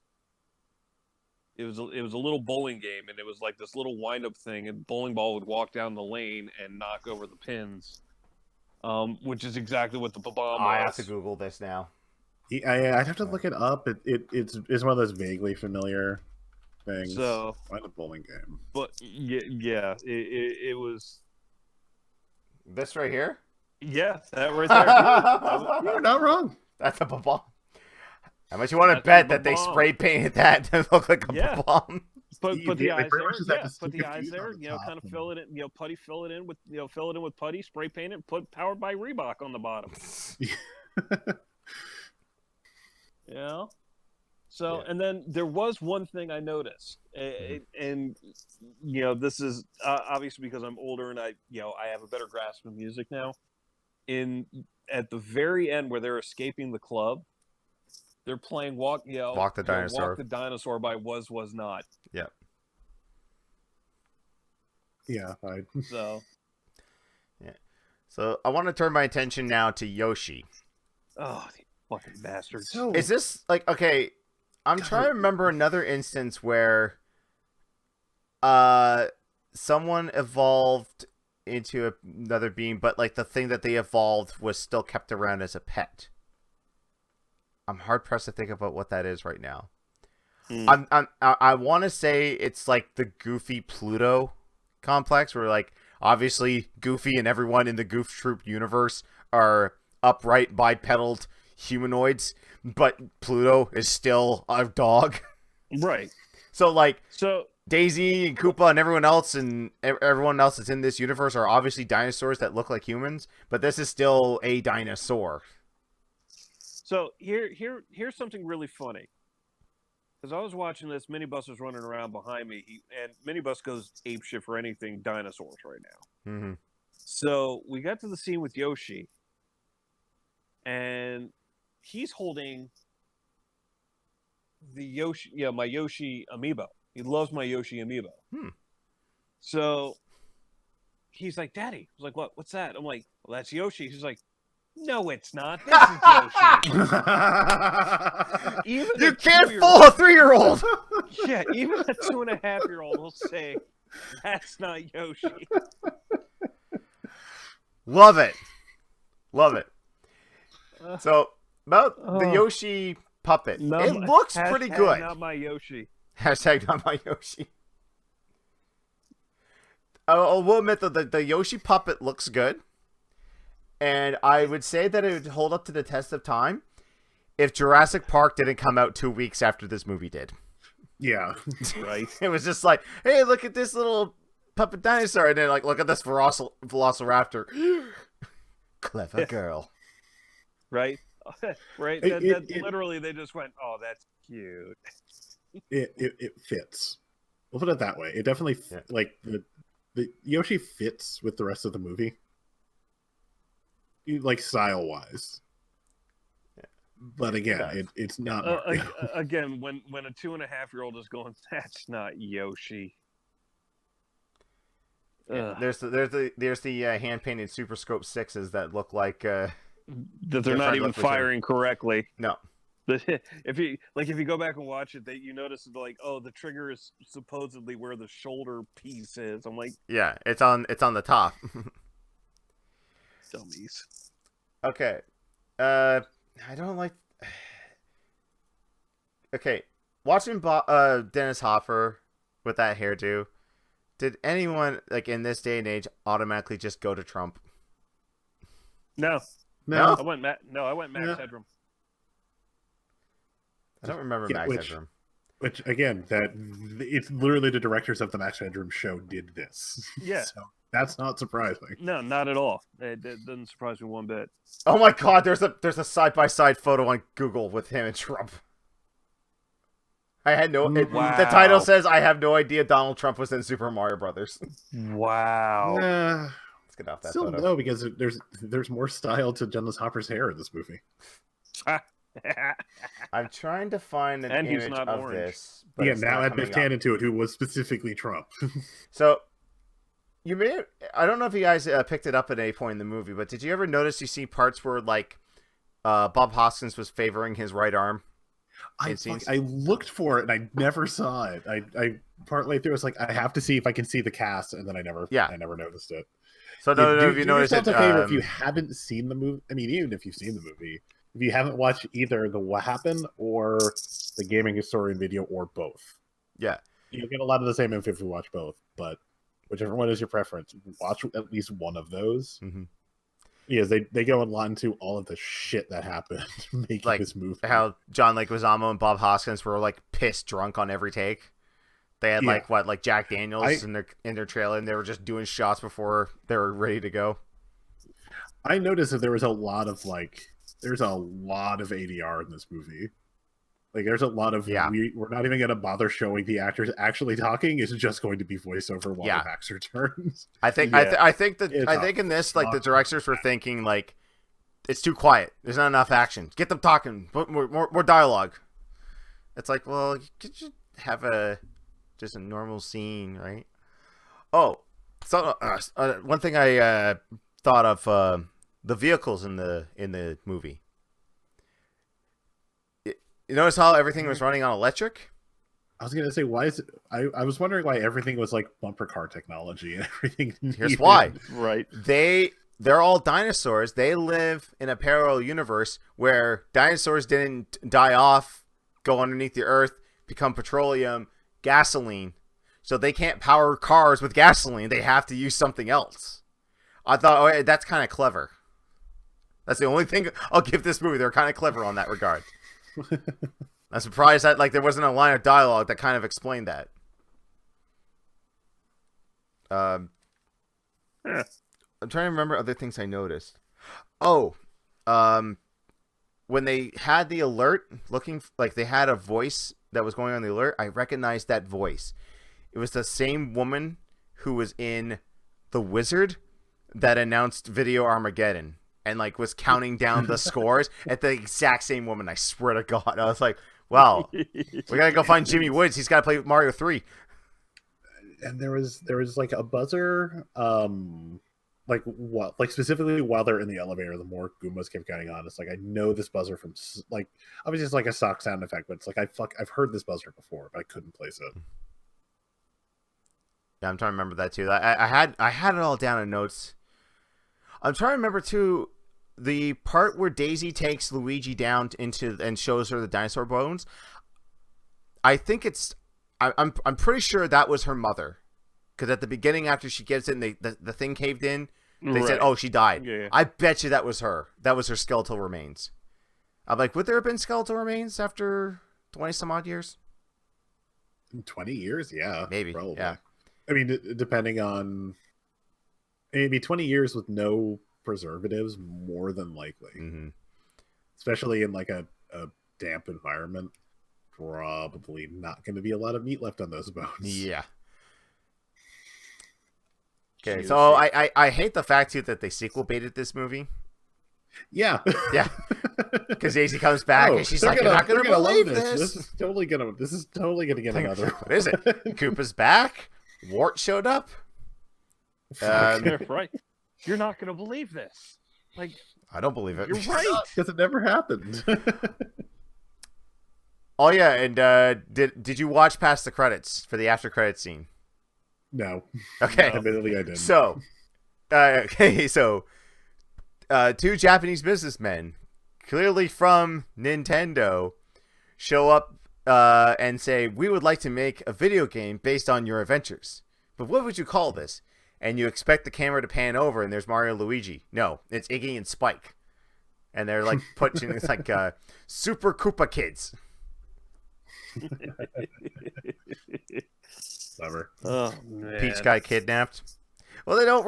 That's the thing on here. There's no reference to Princess Toadstool or Princess Peach or anything. Nope, And you want to know the crazy thing? And I can't find any evidence online, but I swear to God, when I was younger, my brother had a storybook based on the movie, which back in those days was just, here's a screenshot, we put words underneath it. I swear to God, at the end of the book, it says Daisy is reunited with her father, King Bowser. I checked IMDb. Lance Henriksen is just cast as the king. And he came in and did his 2 lines, blew the fungus out of his hand, went, "Oh, I'm back. Gotta love those plumbers. All right, where's my check?" But I swear to God, in that storybook, it said that her father was King Bowser. I'm like, Bowser, huh? Okay. That'd be interesting.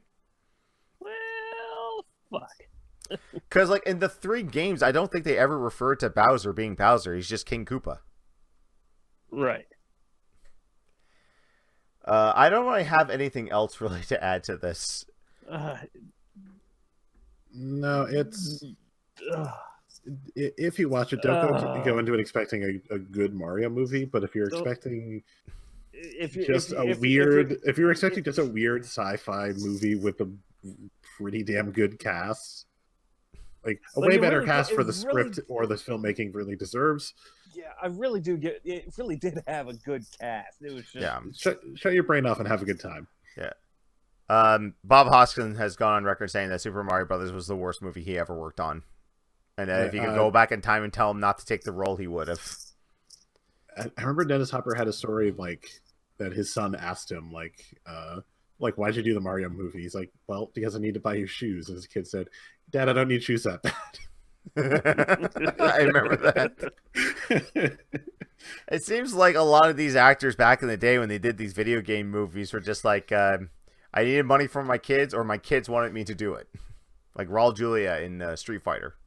The man was battling cancer, and he's just like, my kids want me to be M. Bison, so I'll go be M. Bison. The only other thing I can say, I had one. Oh yeah, going back to the whole, yeah, you would have to look for Bob Hoskin favoring his arm, because in a stunt he broke his arm. So there are moments where he has to like hide his arm from the camera because it was still in a cast. But then when he got into the overalls, they just painted the cast red, and then painted like part of his cast, his skin color. It's really noticeable if you see the scene where Koopa tries to shoot him with the super scope and he sticks out a mushroom and his arm is just like this. You can tell that's a cast.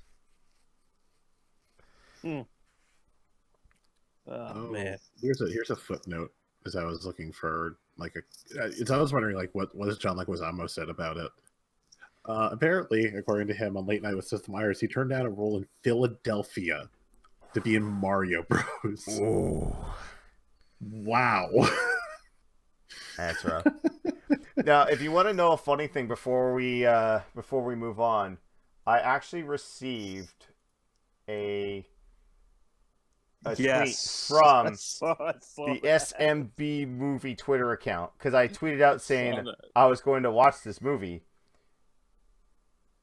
It's somewhere. They retweeted and liked it. I gotta go for my mentions here. Where is it? How could you? Oh yes. So they tweeted back at me and said, we hope you enjoy it, and please mention we recently recovered nearly 15 minutes of deleted scenes to be included in a 4K release. I would be trust the very, very fungus. curious about those deleted scenes. I'm not gonna lie. Yeah, I'm gonna go ahead and follow. I'm We'll more keep you concerned- updated on this. Right, I'm more concerned Right. about the 4K release. Now, here's the funny thing. Where is it? Hang on a sec. Yeah, I know. I think Johnny's got the Blu-ray, and I think didn't he send one to Tom, if I remember right, for Christmas, like for Secret Santa? That might have been last year. All right. It is available in international release on Blu-ray. Tom the Iron Man bought this for me as a joke. Oh. This was during the I G1. thought you had gotten it for him. I got it. This is the G1 Secret Santa that Vinny, Big Boss of Moss, does. And I've done for the last couple of years. And in the past, they have I've just gave Vinny my wish list. I said anything cheap on there, whatever, it's fine. Anything I don't buy, whatever. Tom gave me a nice gift, which was this mouse, which is my the mouse I use all the time on streams and my everyday life. And then 2 days later, this showed up, and I tweeted this out, and I said, okay, who did this? And then he gives me his Tom Kappa face. I said, you son of a bitch. And that's why I sent him a copy of Sonic Riders on GameCube and my physical copy of Final Fantasy 13.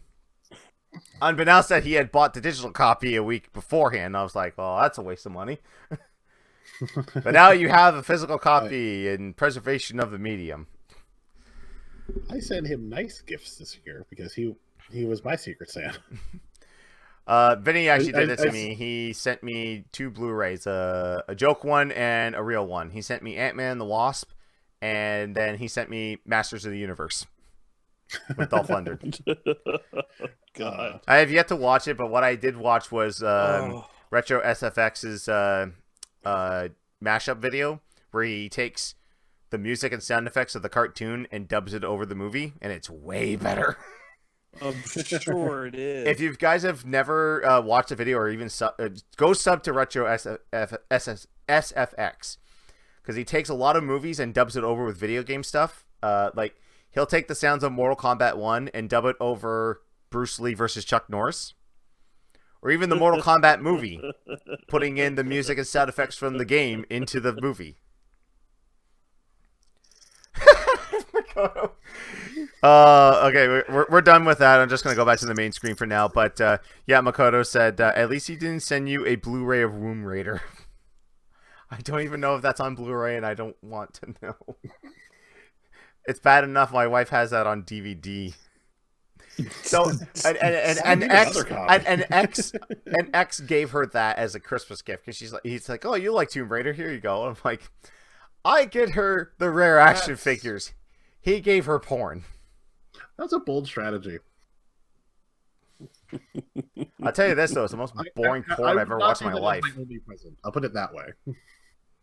I trust me, when we get to Tomb Raider stuff, we will not review Room Raider. I've already done that on my YouTube channel. Fair. Dude, boringest porn I've ever watched in my life.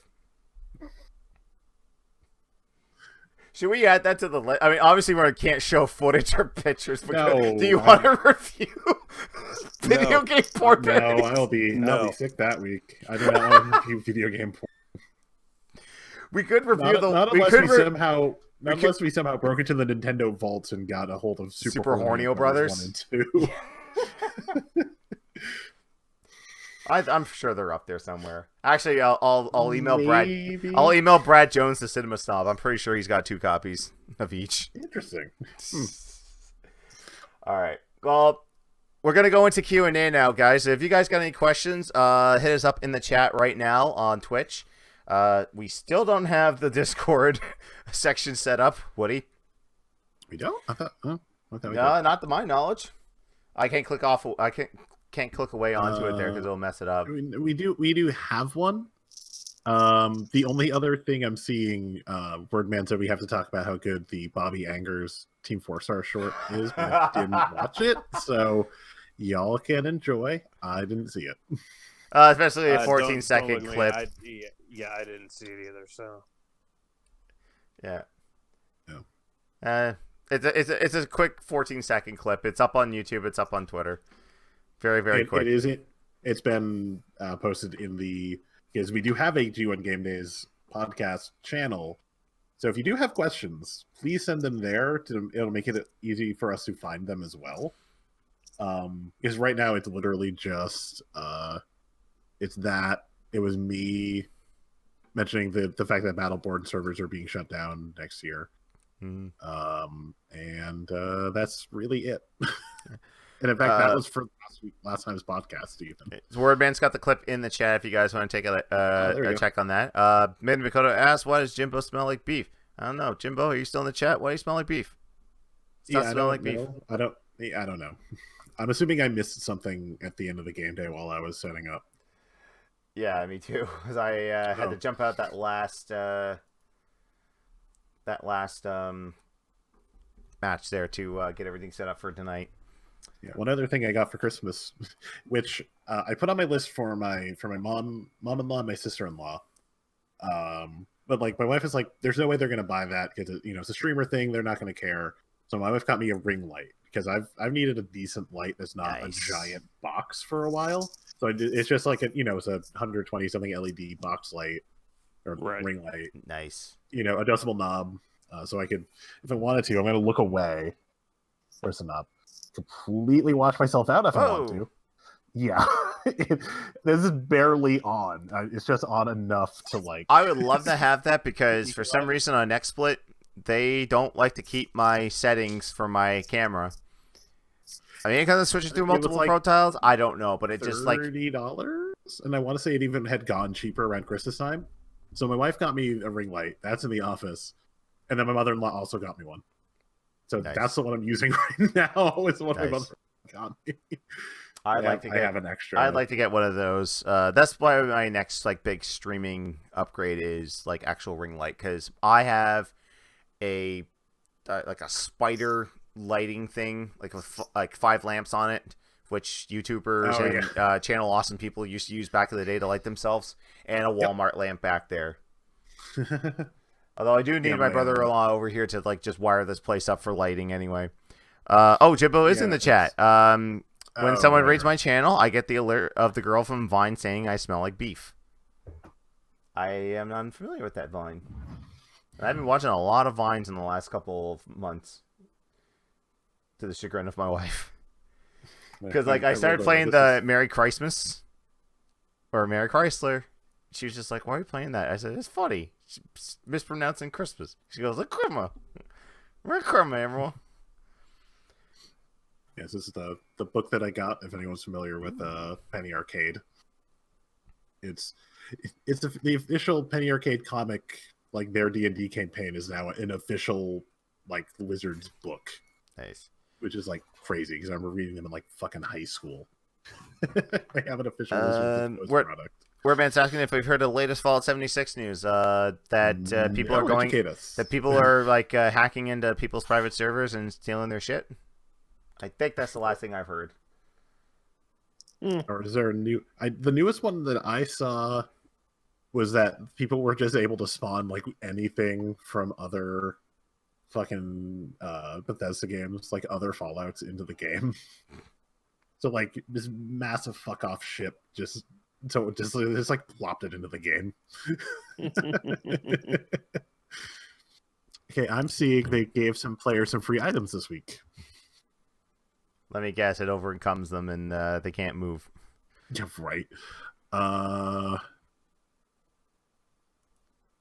Look at that sea of people.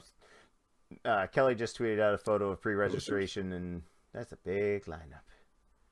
See, I'm kind of glad I'm not there right now. There's some posters, I guess. Tom Tweet said, 10:28 p.m. The first Colossus roar has been heard from the registration hall. It begins.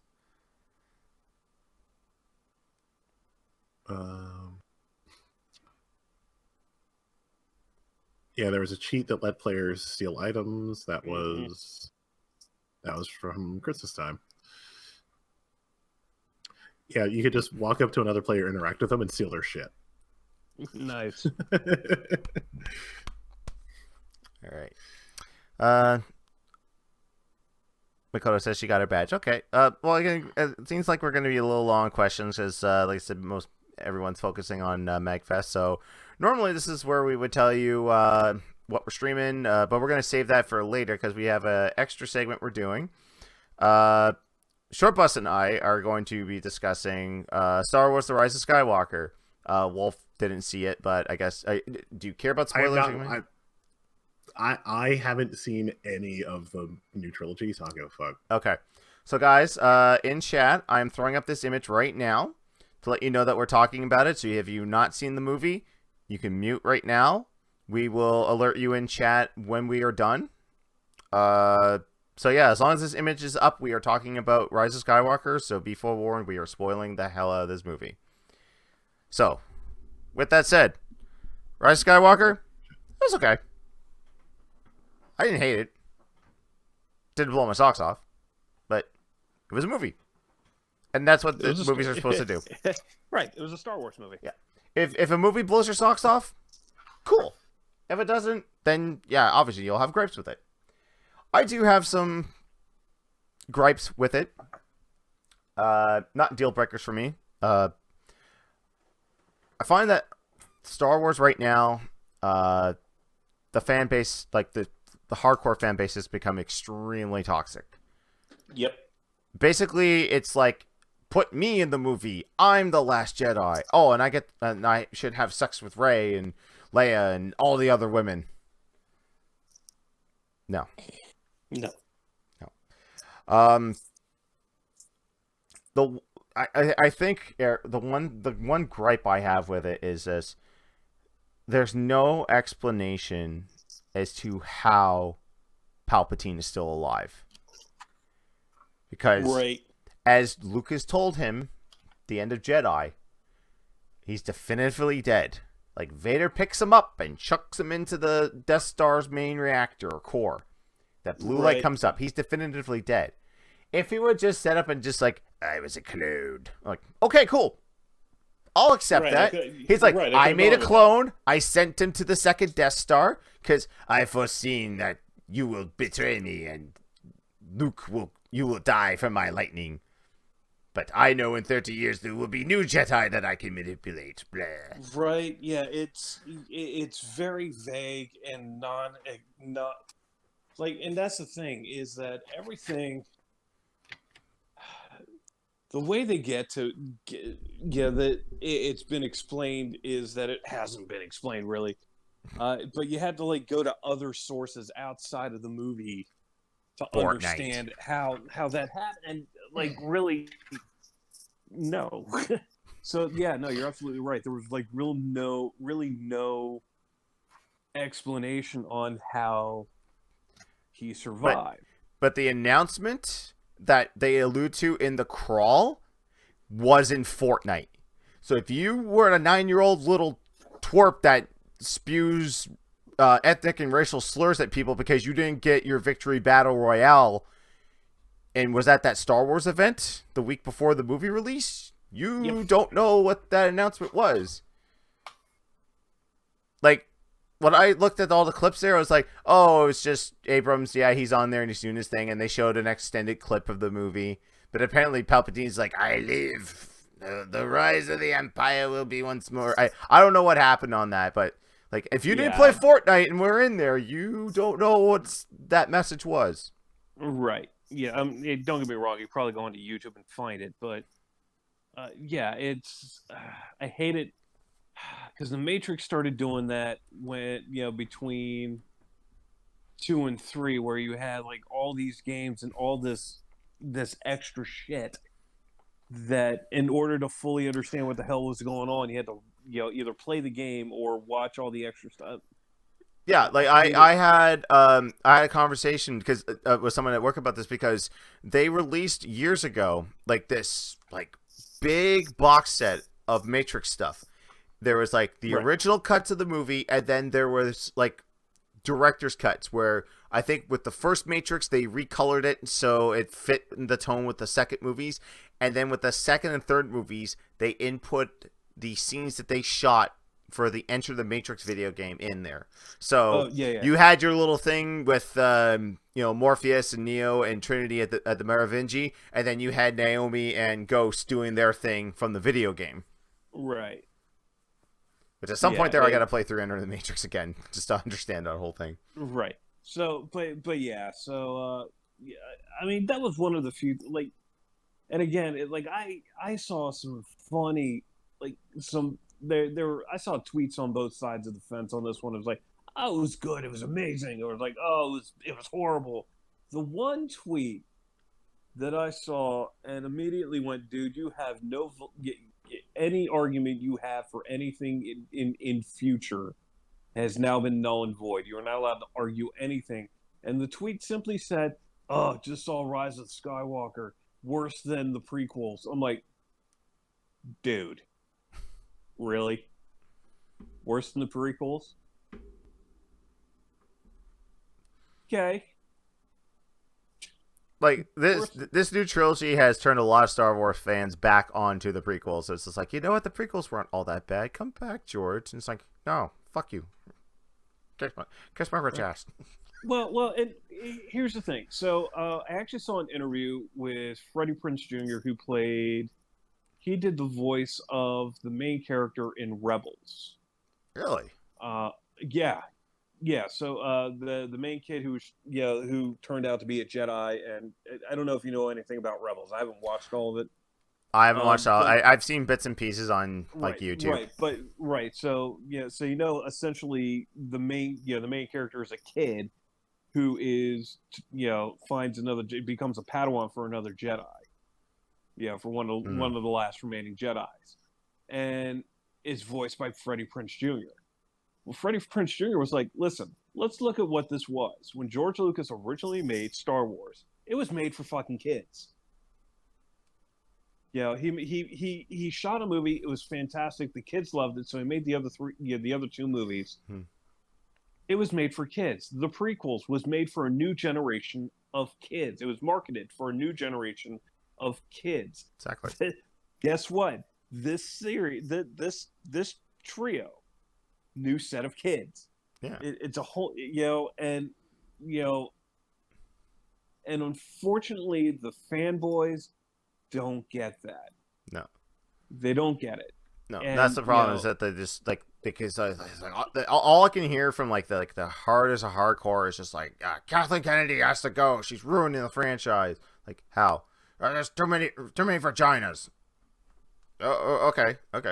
I thought it's someone that's what most people would consider a basement dwelling nerd would appreciate more vaginas on their movie. But what do I have to say?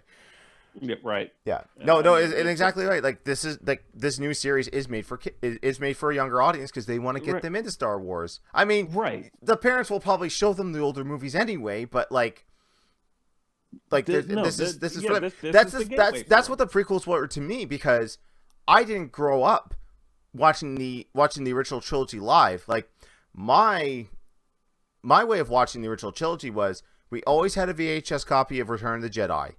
Right. Empire would come on television sometimes. Luke would get to Dagobah. I would fall asleep and I would wake up and he was fighting Vader. And I never even watched the first Star Wars. And then when we found out there was a re-release of the trilogy on VHS, because my dad was big into Star Wars, I ended up buying that. But that became me and my brothers, and we just started falling in love with Star Wars. And then the special editions came out. It's like, cool, I can watch these on the big screen for once. Yeah. And then they're like, hey, we're going to make new movies based in the universe. Yeah, no, I had TV taped copies of all three of them. And of the original trilogy. And then, then of course they released the extended edition back in the theaters. And, that was my way of being able to see, it in the theaters. And it was just, it was just like I get it. Like, some of the points are valid. You look at Last Jedi. Yes, Rian Johnson pretty much took the playbook of Star Wars and threw it out the window. Literally threw it out the window. and left a lot of loopholes. So props to J.J. Abrams for going back and going, okay, let's see what we got here. We're gonna sew this little thread up here, cut this loophole here. Yes, he made a bunch of other. There's some other problems in there. Yeah, with Palpatine, there's a gigantic loophole there. It's just like as long as he just said I was a clone, I would have been happy. Right. There was no explanation on that, but again, I mean, for that you could have assumed that because like he explains to Kylo that I created Snoke, so Right. Snoke was nobody. He was just someone I manufactured. Yes. Snoke Okay, fine. I can ascertain that maybe you're a clone too, or you were a clone that was sent to the Death Star in Return of the Jedi. I'd be able to accept that. Yeah, but yeah, I mean, it's just, but again, so like I rewatched all of them. I watched everything prequels up to like the week leading up to when I was going to go see Rise of Skywalker. I watched all of them. Starting a prequel. God, I hated the prequels. I still hate the prequels.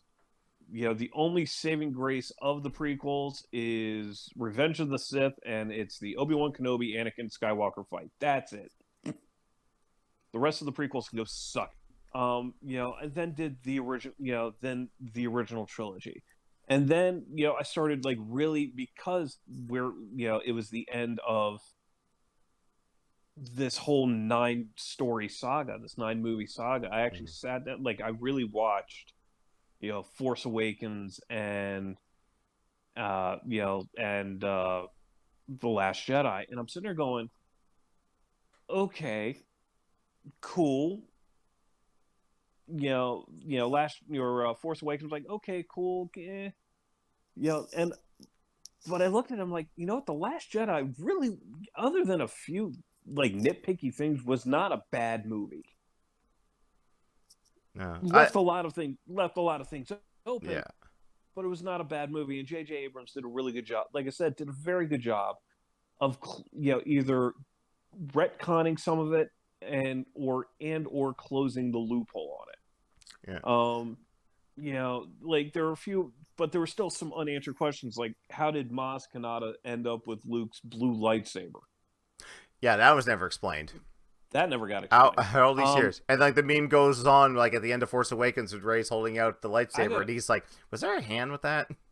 All right. Well, I got a better question. Okay, at the end of The Last Jedi, Kylo Ren and Rey get into a tug of war fight with Luke Skywalker's lightsaber and it explodes. And then it's just magically, that part broke me too. It's like, oh wait, I thought you didn't have a lightsaber. Okay, you caught that too, right? Yeah, right. So like you didn't have a lightsaber. Right. All of a sudden, she's got a blue lightsaber. Yeah, could have just been like, fixed it. Right. So I mean, yeah, there were holes. Yes, there were holes that were created. Yes, but on the whole, it was not a bad movie. I think I enjoyed it. I like where it went. I like the message that it kind of brought. But it's I think it deserves the criticism that it's getting. I think it also deserves the praise that it's getting. Mm-hmm. So. But I mean, I enjoyed it. If I'm like most people, if I go to the movie and don't feel like my money got wasted, then it was an okay movie. I mean, I haven't had that feeling in a very, very, very long time. Yeah, it takes a lot movie. for me to not. Yeah, it takes a lot for me to really not enjoy a movie in the theater. Yeah, but yeah, I mean, it's as I'll give you the best example. What was it, like the 5th Die Hard movie? One where he's in Russia with his son. Never seen it. Yeah, okay. So, I went to go see it. Someone asked me how it was. I'm like, it's a Die Hard. The best answer I could give you. It's a Die Hard movie. As long as you went in knowing it's Bruce Willis blowing shit up, That's all you needed to know. Someone here brings up a good thing in the chat. Biggest thing he had against the movie was the severely reduced role of Rose Tico. Yeah, Yeah. I think J.J. Abrams, there was a new interview that came out explaining why her role, like she was only on camera for like, what, 76 seconds? Like a minute and a half? No, longer than that, but... Yeah, or her speaking roles, probably. Apparently, she was supposed to have more scenes. Like, she was kind of going to be taking over Leia's role in the rebellion or the resistance, whatever their group is called. That would have been bad. Sorry. Well, I mean, it would have been all right. Like, I have honestly, like that's kind of the one thing I hated about the backlash of Last Jedi was just like the internet in general just attacking the actress. It's just like this role's terrible and you're terrible and this and like causing her just to leave social media altogether. It's like you people are the biggest bunch of fucking assholes I've ever met in my life. Right? I can't believe I like this series. We're video gamers and streamers. We know assholes. Yeah. But I think earlier you hit the nail on the head with this isn't made for us, it's made for kids, because like I akin this to like Ninja Turtles. If you look, there's a new series of Ninja Turtles like every couple of years. They revamp it, they redo it, and people that grew up with the 80s cartoon do not like these series. I was like, well, it's not made for you, it's made for the new generation coming up. Yeah, it's made for a different generation of kids. I've watched the Turtles documentary and the Toys That Made Us, and the part that always sticks out to me is that they interview people and they said, I'm so happy that this new Ninja Turtles is out because I can buy Ninja Turtle toys for my 5-year-old and I can play Ninja Turtles with him with my Ninja Turtles that I still keep. Right. So it's something that you like parents can bond over now because like this series still keeps going on. Like when we have kids, like if they into Star Wars, like it'll be cool to be like, I know there's gonna be a new trilogy, and I hope it's available where they can go see it. So I can be like, yeah, we've been watching this for a long time. Here's a new version for you to watch. Right. Well, it's like I caught myself. Yeah, I think I was watching Empire Strikes Back. And I normally do all my watching on my computer, but it was one of those things that Minibus was like, "Daddy, I want to snuggle." Like, cool. So I just because I was watching on Disney Plus, I just loaded it up on the big TV, and we're sitting there watching, and he's like, what's this? What's that? Ooh, robot, and I'm like, son, I know you don't understand now, but you will I will show you all of this later. Yeah, I will. You will understand this later when you get older. Yeah, and it was one of those things where I had caught myself going, and I'm pretty sure my father told me the same thing when we were watching the original trilogy. So it's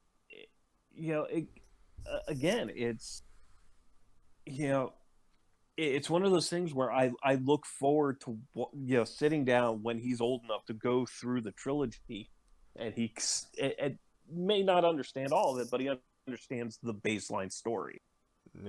Yeah. So, it's one of those things I look forward to. Because who knows what's going to be out, 5 years from now, 6 years from now, they might be done with the Skywalker, bloodline, but, Yeah, and that was another thing I was that came to mind during the end. Rey, like, she doesn't have a last name, and she takes the name Skywalker to kind of keep the lineage going. And then it's like it's the first time since Mace Windu you see a different colored lightsaber. Yeah. So she has her own, and it's yellow. Yeah, she's got the Guardian blade. Yeah.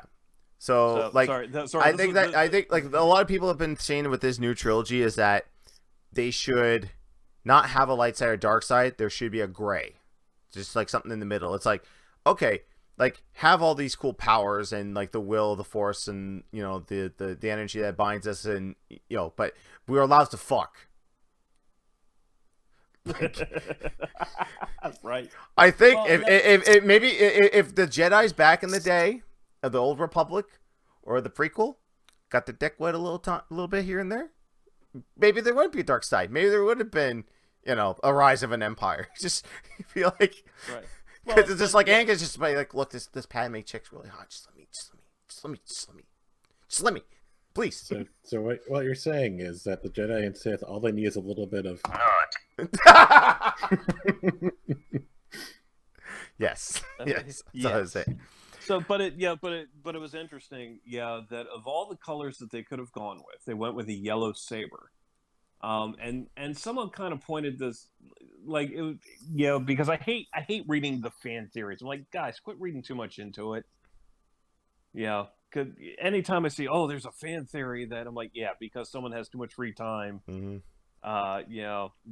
In their mom's basement to create theoretical, situations in their head. But this one actually kind of stood out for me, is that the only time you ever saw a yellow saber, whether it's a saber, most of the time, if it was a yellow blade, it was a saber staff, which would be appropriate for Rey. Were the Temple Guardians. Were Jedi Temple Guardians. And someone had made it was just a blanket statement, because she is at this point now the walking repository of all Jedi knowledge, because the books are destroyed. She is the last Jedi. Mm-hmm. Someone did. It was more of the statement of, it's appropriate that they gave her a yellow blade as the guardian of, like, all Jedi knowledge. I thought that was kind of cool. That one, that seemed kind of cool with me. And even though you didn't see it, like, if you look closely at her hilt, it's made from pieces of her staff. Yeah. Yeah. So even though you didn't see the second blade, it's kind of like presuming that she's got a saber staff. So, which would be appropriate for her. Yeah. But yeah, so it was just, I thought that was it. Like, here was me sitting in the theater, all of a sudden, a yellow saber. I'm like, oh, ooh, cool, shiny. And to go back to, like, where people were asking for, like, a balance between the light and dark, I mean, because of how you find out about, or when they discover who she really is, that kind of makes sense that there could be a balance between light and dark. What the one thing, and there's a video out there that someone edited together, because there's the point where she draws on all the knowledge and you hear the different voices of fallen Jedi. So there's Sam Jackson as Mace Windu, there's Ewan McGregor as Obi-Wan, there's Hayden Christensen as Anakin. I think Ahsoka's in there, Freddie Prinze Jr.'s in there, Yoda, Alec Guinness. They put Alec Guinness' voice in there? Alec Guinness, it was like 2 words. It was a lot. It was a lot like what they did in Force Awakens, where I forgot what word they modified, but they modified it so it just sounds like he's saying Rey. But they put that back in there as well. But yeah, so. Silent Hero, Liam Neeson, so Qui-Gon, Jennifer Hale. Who was Jennifer Hale? Jennifer Hale played, I think, no, not Luminara. Jennifer Hale did the voice of one of the Jedi in Clone Wars. I can't remember which one. But they ended up getting a bunch of the voice actors from Clone Wars to do it. Yeah, to also lend to that. The voice actress who did Ahsoka was in there. God, I can't remember who her character was. Yeah, but I thought that was a cool scene. Yeah, it was a very creative scene to. Like the YouTube video I watched, that they actually put, like, the footage over the voices, so if you didn't catch all that, you could understand who was what. Right. I'm trying to think. 3PO, I think, stole the show in this movie. Oh yeah. Yeah.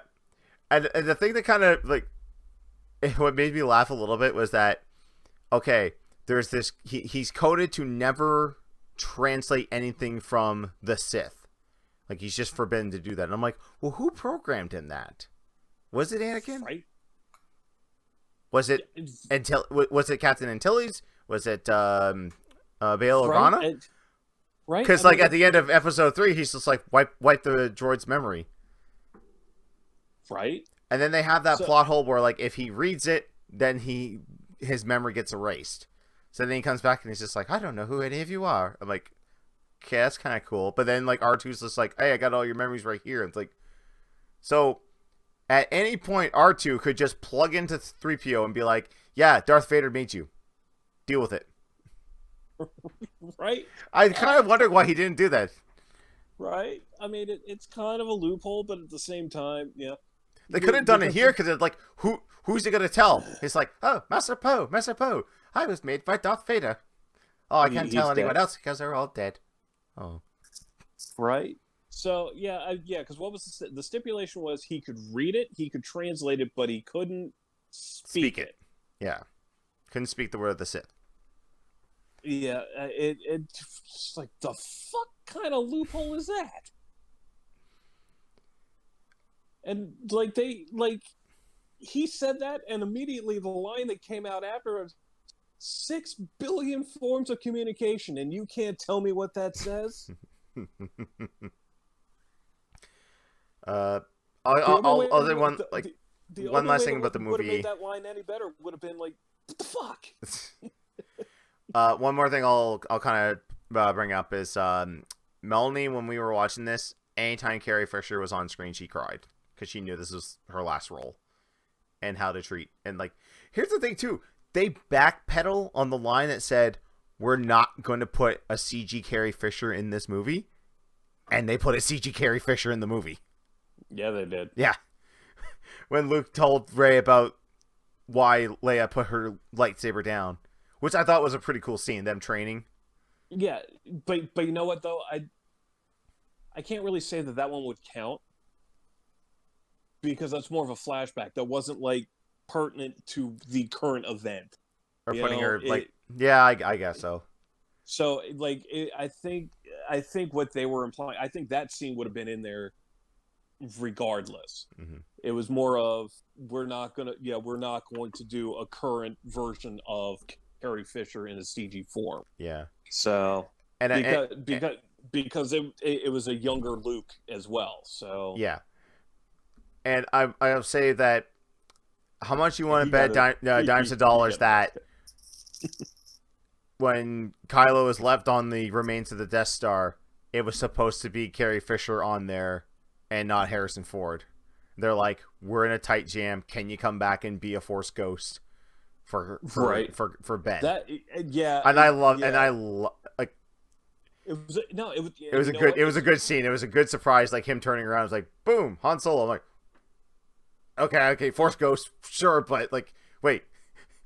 As one guy who didn't believe in the Force, right, for the longest time, he's just like, yeah, Force ghost. That thing you just found out about like 3 hours ago, and now you told, and now judging me for not believing. But yeah, no, you're absolutely right. That it was a great scene. It would have been better with Carrie Fisher. Yeah, and it would have made more sense with Carrie Fisher. But like you said, it was like, hey man, help a brother out. Like, I need you. He's like, it just killed me off. It's like, Force ghost, money. All right. Oh, damn it. Yeah, we didn't. Yeah, there was a few spoilers in there, not a whole lot there, but I mean, I'm not as super invested in Star Wars as a whole lot of other people. That's probably why I didn't absolutely hate the movie.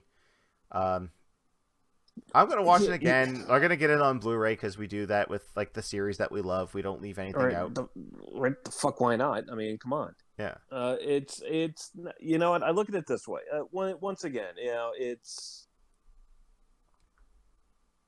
even like putting the whole thing together, include prequels all the way through. Yeah, the prequels are bad, but if you know why the prequels are bad, they're not as bad as you think. No. The prequels are bad because George Lucas can't write dialogue to save his life. And Jar Jar Binks. Mm. But that's really why the prequels are bad. And if you don't believe me that George Lucas cannot write dialogue, there was a fantastic interview with Alec Guinness during the filming of A New Hope where he was telling this interviewer, he looked at George Lucas and said, "I'm not saying this. This is the dumbest shit ever." Yeah. Rewrite a lot of them has said that to George. I think Carrie Fisher said, I was reading that line that said, Governor Tarkin, I expect you holding Vader's leash. I recognize your foul stench when I was brought on board. He's like, George, you can write this shit, but you can't say it. Right. Yeah, exactly. So, yeah, I mean, so like for 6 movies, there are people looking at George going, "You can't write dialogue at all." And really, so like, yeah, the prequels were bad, but take into account that George Lucas really can't write dialogue, and they're not as bad as you think they are. Yeah. Again, I think the issue that we ran into with the new trilogy, I think it would have been if J.J. Abrams had done all 3 of them. Mm-hmm. It would not have become the wibbly wobbly mess that it is. Yeah. Well, if you go back to the original trilogy, George didn't direct all 3. No, he No, didn't. he had different directors for that. Yeah. I think it's just the fact that, like, Abrams could direct it, and they had one person that wrote it, and he had a line, but there was no one there to say. There was no governing body, because, like, with the old trilogies and in the prequels, because I don't think George directed all of them. No. To my knowledge, I don't think he directed all of them, but no, he was still the man to say no. It's like, okay, you have the vision for what I want you to shoot, but this is what the story is, and this is how I want you to do it. So, like, work at your magic, but this is how the story goes. There's no one to tell Rian Johnson, it's like, you have to keep this going. We have another film to do. Right. No, there were no guide rails. It's like you could deviate a little bit. Yeah, it's kind of like the old like amusement park things where you drove the car. If you don't know what I'm talking about, fuck, I'm old.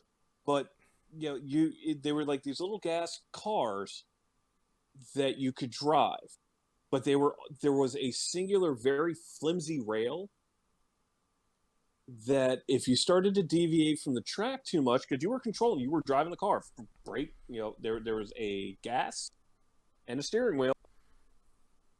You drove the car. You drove the car around this track, but if you deviated too far, there were guide rails on the bottom, and I think that's what happened. Yeah, there are no guardrails to keep everyone on track. There was no one to go, hey, listen, here's the broad stroke of the story. Here's point A, here's point B, here's point C. JJ, go from point A to point B. Ryan, here, we're starting here, we're ending here, figure out how to make that work. Yeah. And don't get me wrong, there were a lot of good things that came out of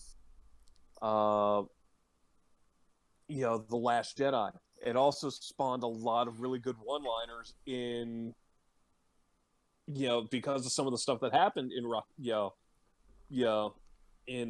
Last Jedi, spawned a couple good one-liners into Rise of Skywalker. It's like, why don't we just hold maneuver the hell out of him?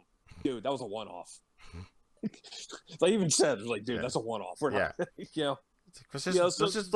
let's be dashing all these things. We'll be fine. It's like, yeah, we'll all be dead though. Right. So again, but I think if they said, hey, JJ, we want you to do point A, if they'd at least had JJ Abrams do all 3 of them, it would not have been the hot mess that it kind of turned into for a little bit. Mm-hmm. And you wouldn't. I think Rise of Skywalker might have been a better movie because it's not going back and trying to fix, half of a movie. Mm-hmm. So, but that's my take on it. I thought, again, I'm with you. I didn't yeah, I didn't think it was like, oh my god, amazing. It wasn't. I didn't walk away from it like I did with like say Avengers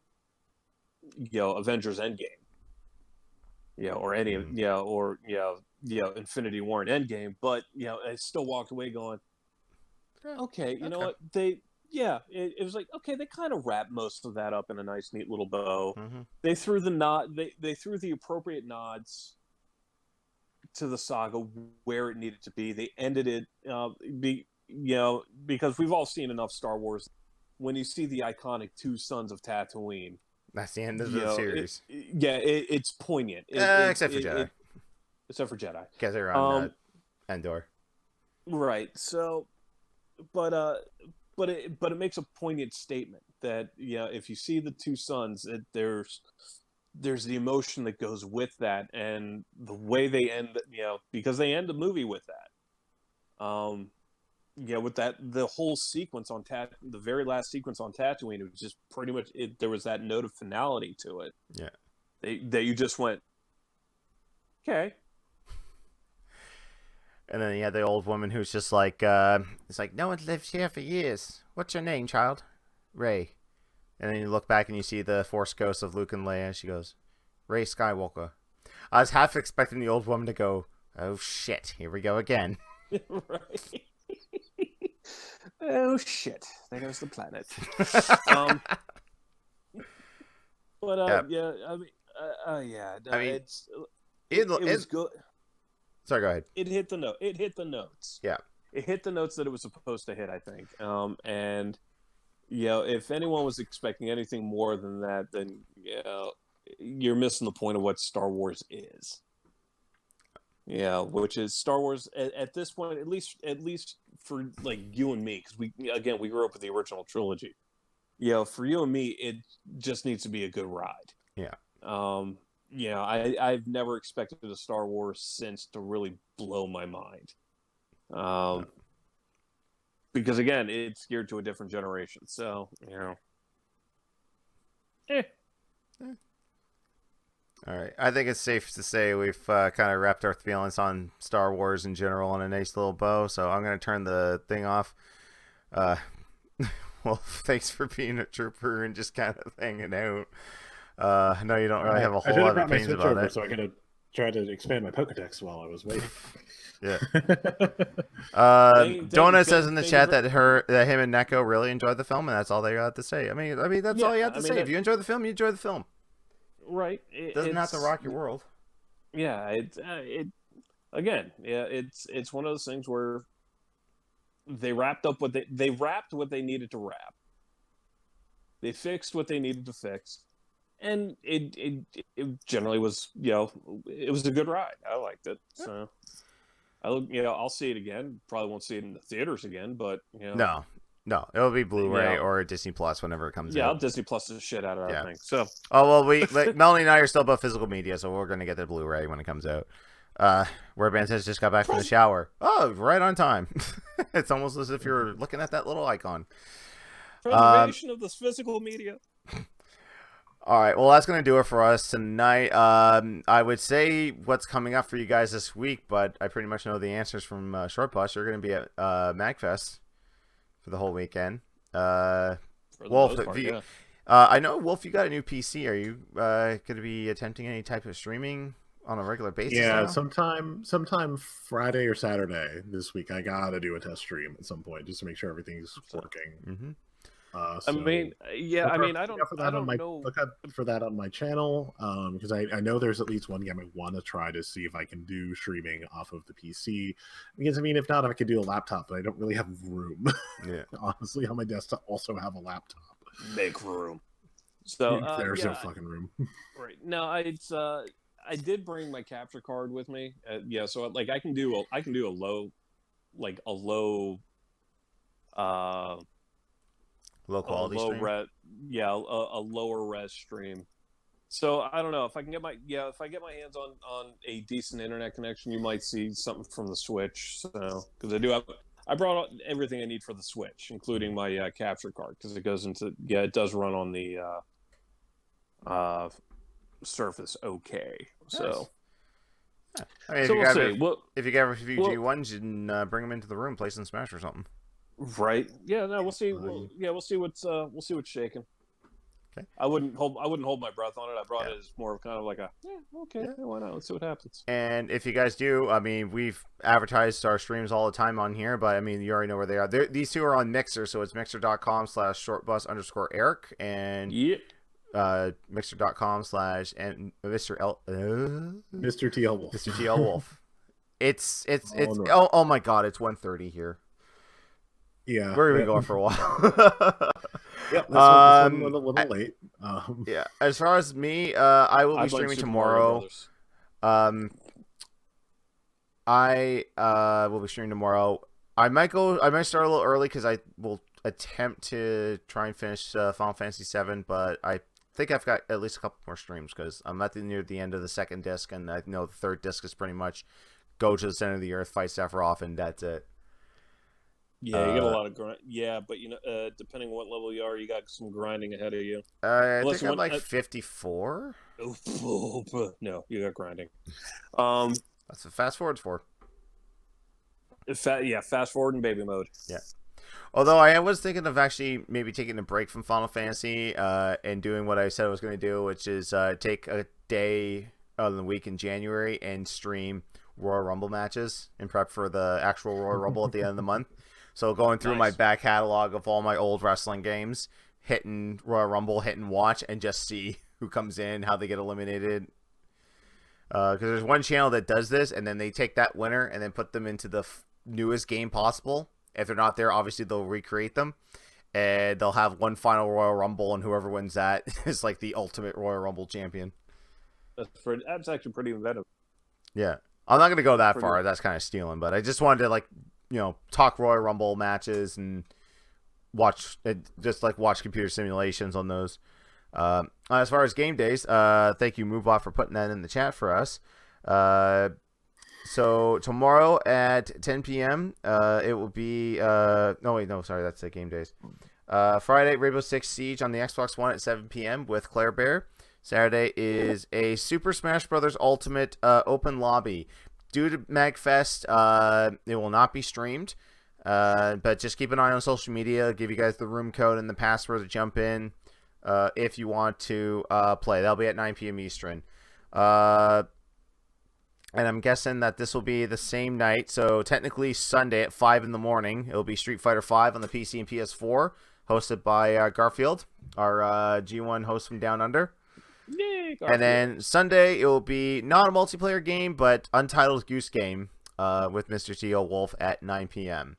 So honk to your life's content there, Wolf. Yeah, and I will have an open Discord party. Oh, Xbox Live Party, so you can still hear the game. Okay. Okay. I will have an Xbox Live Party open, so people want to come in and just chat. I might join you on that. I'll be home by then. So. Yeah. Because it's just because it's just literally me kicking back and just playing a goofy, relaxing game for a few hours. Because I know everyone's gonna be at Mag or coming back from Mag or just a chill out to start the year before we get back. Legit. Yeah. All right, so this has actually been our longest podcast so far. I knew, I was scared. I was like, okay, there's no news, but the Mike Matei thing took a while. Star Wars took a while, so good. All right, guys, that's gonna do it for us this week. We'll be back in 2 weeks' time with the new podcast. We're gonna do now. Wolf's been kind of on here for a while. We're actually gonna be doing the rotating host thing that we did before on the last row of the podcast. So we'll have new hosts. A new video game movie review, and more news and just general chit chat like we always do. That's gonna do it for us, guys. Have a good night. Can you say good night, gentlemen? Good night. And if you are currently at MacFest, guys, I will see you tomorrow. Hey. Have a good night, guys. And I'll be around, not at MacFest. Same here. I will. Like I said, I'm looking to stream Friday or Saturday, so. And keep an eye on Wolf's Twitter for that. All right. Good night, guys.